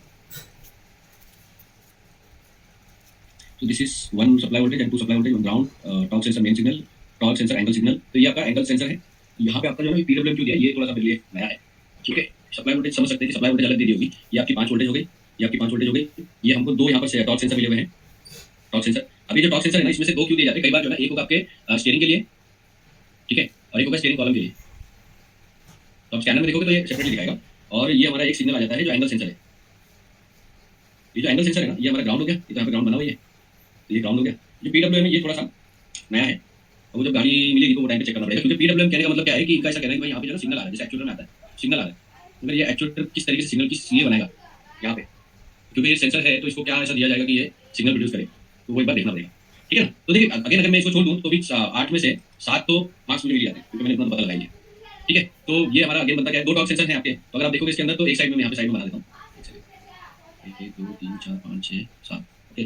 तो ये मेरा बन जाता है 5 voltage and then 5 voltage and then 0 voltage, close to 0 down side, ठीक है। उसके बाद आ गया मेरा ग्राउंड, इसके बाद आता है मेरा एंगल सेंसर का 5 वोल्टेज, सॉरी 5 वोल्टेज, और एक मेरा पीडब्ल्यू पता नहीं 12 पे आ रहा है किस पे आ रहा है नहीं मालूम, और क्या था, 2 सिग्नल हो गए, एक ग्राउंड हो गया, 1 2 3 4 5 6 7 8, हाँ top sensor 2 ground, sorry yes, तो ये 2 ग्राउंड हो गया हमारे, यहाँ पे 2 ग्राउंड दिया गया। तो बेसिकली यहाँ पे क्या किया जाता है, मैंने बोला था आप लोगों को, यहाँ पे 2 ग्राउंड 2 सप्लाई, ठीक है। ये 2 सेंसर एंगल के हैं और ये जो पीडब्ल्यू में ये क्या नया है, बाकी सॉरी 2 सेंसर आपके इसके एंगल के लिए, 2 सेंसर आपके टॉर्क के, ठीक है, टॉर्क के। तो इस तरह से अपना 2 सिग्नल, 2 5 वोल्टेज रेफरेंस, 2 ग्राउंड, ये 2 सिग्नल वो टॉर्क के हैं, एक मुझे मिल गया है जो मेरा एंगल सिग्नल है। अब ये जो ये वाला है ये हमको नहीं पता चला, ये क्या है ये नहीं समझ में आया, लेकिन 8 में से 7 पता चला, ठीक है। तो इस तरह से अगर आप गाड़ी में जब काम कर रहे हो ना तो खुद से थोड़ा सा समझने की कोशिश कीजिए कितना बड़ा सर्किट है, क्या मुझे वहाँ पे 12 वोल्टेज देने की जरूरत है, नहीं, क्योंकि मैं दोनों सर्किट को यानी दोनों सेंसर के सर्किट को इंडिपेंडेंट पावर सप्लाई दे रहा हूँ, तो मैं 5 वोल्टेज पे भी काम इसको चला सकता हूँ, ठीक है। इसके बाद अगर यहाँ पे मुझे टॉर्क अप्लाई करने के लिए, मतलब टॉर्क सेंसर में टॉर्क अप्लाई की जा रही है, तो उस केस में टॉर्क के लिए शायद मैं पीडब्ल्यूएम जो है ना वो यूज कर रहा हूँ, अदरवाइज अभी तक मुझे इसमें बाकी टॉर्क समझ में नहीं आ रहा, ठीक है। तो अभी देखिए ये जो है ना ये तो हो गई ऑन पेपर वाली बात, जब हम लोग एक्चुअली में गाड़ी में काम करने जाते हैं तो वहाँ पे जो सबसे बड़ा मतलब फैक्टर जो हमारे लिए यूज होता है, वो काम करता है, वो करता है कि हम लोग ये सारे सिस्टम, अच्छी बात बता दो, इंजन के सिस्टम को सबसे ज्यादा मुश्किल होता है डायग्नोस करना और रिपेयर करना। इसके अलावा बाकी जितने सिस्टम होते हैं उनको बहुत आसान होता है, मतलब बहुत ज्यादा आसान, सही जानकारी आपको होना जरूरी है, लेकिन आप काम कर सकते हैं, ठीक है। तो अभी हम लोगों ने क्या देखा, हम लोगों ने देखा ईएसपी का जो सबसे इंपॉर्टेंट पार्ट है जो है यॉरेट सेंसर। तो यॉरेट सेंसर हमारे लिए वहाँ पे सर यॉरेट स्टीयरिंग एंगल सेंसर, तो स्टीयरिंग एंगल सेंसर मैंने आप लोगों को देखा, मैंने आपको असाइनमेंट दिया, और ये जो असाइनमेंट है वो आपको नेक्स्ट टाइम करके आना है, जो भी लोग गाड़ी में काम करते हो अगर आपके पास स्कैनर है और आपके पास गाड़ी नहीं है ना तो उस केस में आपको कर देंगे, ठीक है। यस रूबल जी बोलिए, जी रूबल जी बोलिए। इसीलिए मतलब इलेक्ट्रॉनिक पार्किंग ब्रेक और उन्हें मैंने काम किया, वो पीछे में रियर में इलेक्ट्रिक मोटर लगा रहता है, 2 मोटर लगे होते हैं उसके अंदर, 2 मोटर ऑटोमेटिकली खुलते हैं, ब्रेक पैड चेंज करने के टाइम पे भी आपको वो वैसे ही काम करना होता है, ऑटोमेटिकली खुलना होता है। हाँ वो मैंने कंप्यूटर से ये काम किया, यस फिर मैंने आज किया गाड़ी, हाँ तो वो कैसा है कि और कहते उसको सर एबीएस कंट्रोल करता नहीं, और किस नहीं समझ में आ रहा क्या बोलना, सिस्टम कंट्रोल करता है ये, इसमें ईसीएम नहीं कंट्रोल करता है, इसमें ईपीवी का कंट्रोल यूनिट कंट्रोल करेगा, ईपीवी का कंट्रोल यूनिट कंट्रोल करेगा, लेकिन आपको ब्रेक को ये करने के लिए, रिलीज करने के लिए आपको ब्रेकिंग सिस्टम मिला, क्योंकि ब्रेकिंग सिस्टम जो है आपका मतलब जो आपका एबीएस है वो ही आपकी वॉल्स को इनपुट आउटपुट करता है, ईपीवी का जो कंट्रोल मॉड्यूल है वो सिर्फ कमांड देने का काम करता है, बाकी आगे जो काम करते हैं वो आपका यही सिस्टम है, ठीक है ना।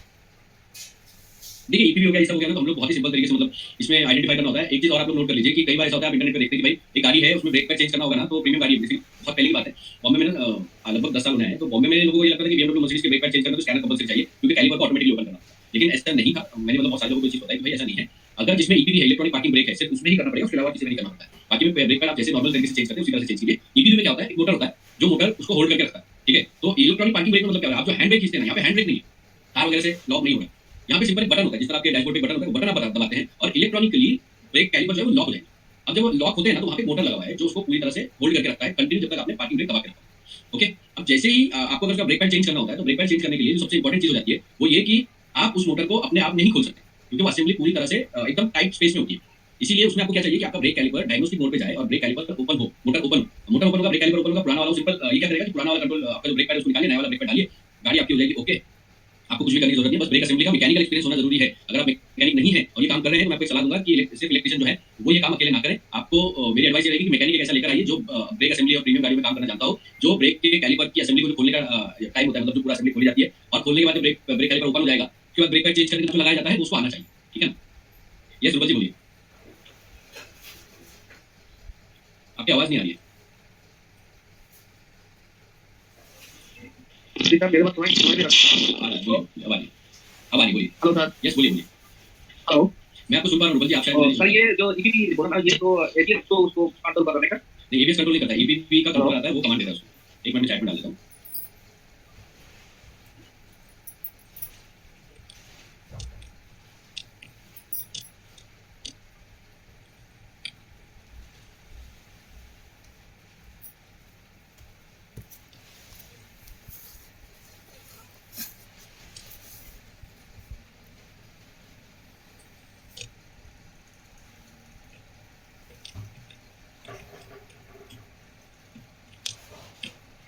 ओके चलिए, किसी का अगर कोई क्वेश्चन है तो पूछिए, एक सवाल ले लेता हूँ मैं लास्ट, उसके बाद में फिर आज के लिए खत्म करेंगे। आप लोगों को जो असाइनमेंट दिया गया वो असाइनमेंट आप लोगों को करके आना है, बहुत सिंपल है। डेटा स्ट्रीम में जाके देखना है कि हमारा एंगल जो है एंगल सेंसर किस तरह से दे रहा है और ये भी देखना है कि अलाइनमेंट गाड़ी का स्टेटस क्या है, ठीक है।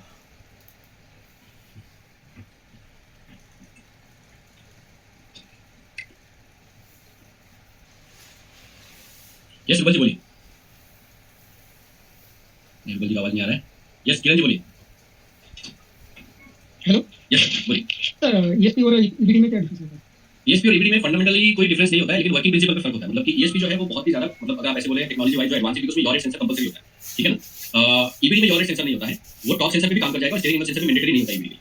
ऐसा इलेक्ट्रॉनिक ब्रेक डिस्ट्रीब्यूशन होता है, जब भी स्पीडिंग लगती है ना, लेट्स एग्जांपल आपका ट्रैक्शन लूज कर रहा है, तो व्हील स्पीड सेंसर क्या हर एक व्हील का स्पीड बता रहे होते हैं। फॉर एग्जांपल आपका रियर लेफ्ट साइड का अगर व्हील जो है फंसा हुआ है, तो वो क्या होगा, कंटिन्यू जो है स्पीड करेगा, उसकी स्पीड बाकी के व्हील की स्पीड से बहुत ज्यादा होगी, ठीक है। तो ईबीडी सिंपली क्या करेगा, उसको जो टीसीएस वाला काम कर रहा है ना, उसको अप्लाई कर देगा। तो व्हील स्पीड सेंसर और आपका बहुत सारी गाड़ियों में स्टीयरिंग एंगल सेंसर, ये पूरे ईबीडी सिस्टम को चला देते हैं। तो मैं आपको सिंपल समझाता हूं, अगर आप देखेंगे ना 6 लाख से लेके 10 लाख तक की गाड़ियों में ज्यादातर आपको ईबीडी मिलेगा, 10 लाख के ऊपर की गाड़ियों में आपको ईएसपी मिलेगा, ठीक है। ईएसपी आपको मल्टीपल कंट्रोल्स देता है, पॉसिबिलिटीज बढ़ जाती है, वो बात है।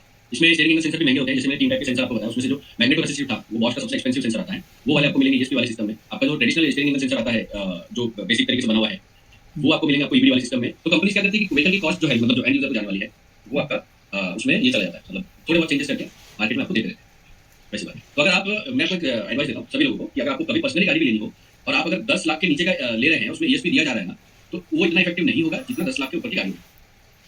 10 लाख के नीचे की गाड़ियों में ईबीडी भी बहुत बढ़िया काम करता है। जैसे मेरे पास में मेरी खुद की कार है, तो उसके अंदर ईबीडी है, और ईबीडी मतलब मुझे अच्छा कंट्रोल दे देता है, बिकॉज़ मेरी गाड़ी हल्की है, छोटी है, वेट ज्यादा नहीं है उस मामले में, ठीक है ना। Okay sir. यस, और बताइए क्या क्वेश्चन है आपके? तो एक क्वेश्चन और लूंगा मैं, अगर किसी का क्वेश्चन है तो बताइए। बाकी रुबल जी का जो ये था वो मैंने यहाँ पे डाल दिया था, जो आपका क्वेश्चन था उसका आंसर, ठीक है। यस रुबल जी बोलिए। हेलो यस बोलिए बोलिए। सर, मेरे पास इधर ध्यान दिखा था, कोई बात बोलेगा तो शायद हो करते। नहीं, मैंने चैट में देखिए आपके सवाल का जवाब डाला ऊपर, जो आपका क्वेश्चन। हाँ ठीक है।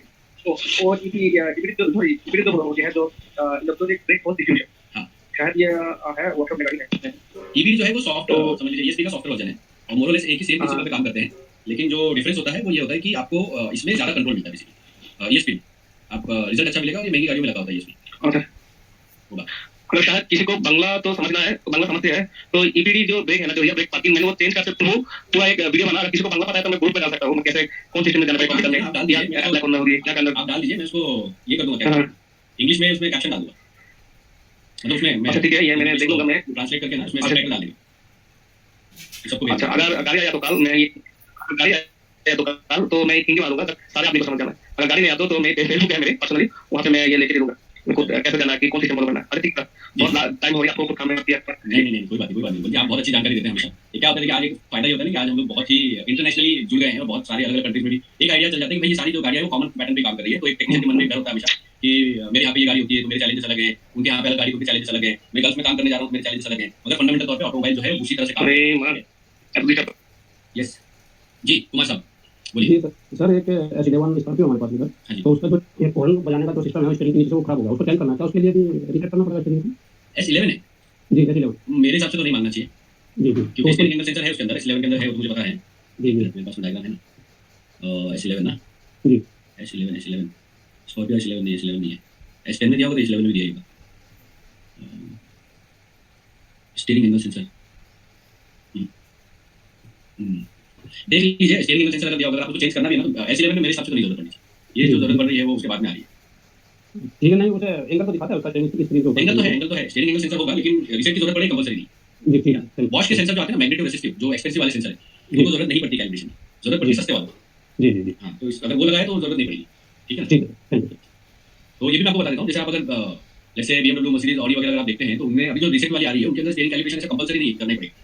वो सेंसर अगर उसमें जो मैग्नेटिक रेसिस्टिव सेंसर लगा हुआ है ना, तो उसमें मतलब जरूरत नहीं पड़ती है, सच बिना इसके भी काम कर देता बहुत बढ़िया तरीके से, वो बात ठीक है। चलिए तो आज के लिए इतना ही। मेरी आप लोगों से रिक्वेस्ट रहेगी कि प्लीज़ आप लोगों के पास में अगर स्कैनर है तो आप लोग प्लीज़ उसमें जाकर गाड़ी पे इसको टेस्ट कीजिए, क्योंकि मैं भी इसकी जो है ना प्रैक्टिकल वीडियो जो है वो मैं बनाऊंगा और आप लोगों को पोस्ट में डालूंगा। लेकिन तब तक अगर हम लोग ये असाइनमेंट करेंगे तो आपको भी पता होगा कि ये चीज़ कैसे काम कर रही है। सबसे बेस्ट डायग्नोस होता है स्टीयरिंग एंगल सेंसर स्कैनर के जरिए, उनको खोलने की जरूरत नहीं पड़ती, क्योंकि उसको खोलना ही अपने आप में मुसीबत लेकर आना होता है।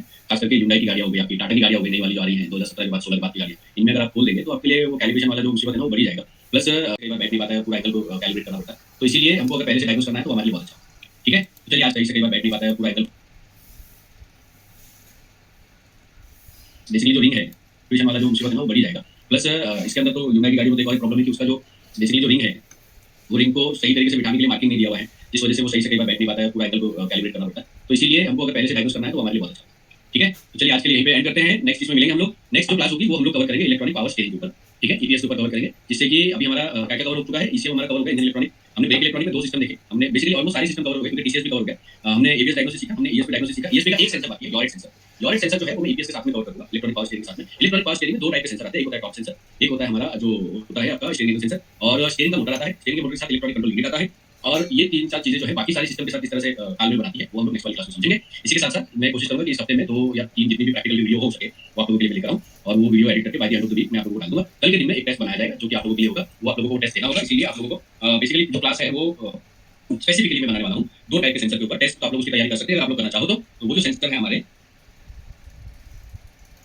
देखो मैं पहले अपने लिए लिख देता हूं 3 सेंसर की, ये स्पेसिफिक आएगा, मतलब कि ये जो टेस्ट है वो स्पेसिफिकली सिर्फ 3 सेंसर को लेकर आएगा, तो आपकी वो क्लास पूरी होनी चाहिए।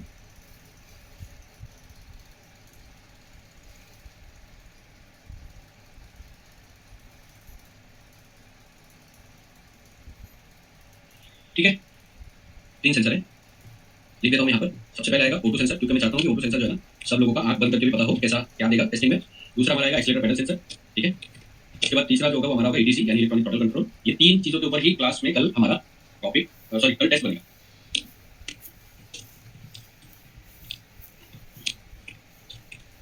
ओके, मैंने डाल दिया हुआ है, आप लोग अगर तैयारी करेंगे तो बहुत अच्छा रहेगा। जैसे कि हम लोग देखी बात है कि हमारा जो टेस्ट है, आप लोग में से जो नए लोग हैं वो लोग भी अटेंड कीजिए। अगर आप लोग क्लास लेना चाहते हैं तो क्लास जाकर डायरेक्टली ले सकते हैं, क्लास है उसके अंदर टॉपिक के हिसाब से ही है, तो वो आप लोग ले पाएंगे। आप अटेंड जरूर कीजिए, क्योंकि क्या होता है, देखिए ये जो टेस्ट देने का मकसद क्या है, टेस्ट देने का मकसद सिंपल सा है, 2 बातें। पहला तो हमने सिखाया तो आपको समझ में आया कि नहीं है, तो सबसे पहले तो हम अपने लिए टेस्ट देते हैं। दूसरा ये आपके लिए अच्छा है कि आप ट्रेनिंग ले रहे हैं, और ट्रेनिंग जब ले रहे हैं तो आपके लिए सेल्फ असेसमेंट होता है। असेसमेंट का मतलब क्या होता है कि खुद को ही परखना कि मैं कितना सक्षम हो चुका हूं ट्रेनिंग के बाद, ठीक है। और सिंपल भाषा में टेस्ट बनाया जाता है, जैसे कि हमेशा होता है। कल दोपहर तक जो है आप लोगों को टेस्ट मिल जाएगा, उसका नोटिफिकेशन आ जाएगा आपको मैसेज के जरिए। ये सारा सिस्टम जो है मैं आप लोगों तक पहुंचाऊंगा। आज के लिए इतना ही, नेक्स्ट सेशन में हम लोग मिलेंगे। Thank you so much, good night.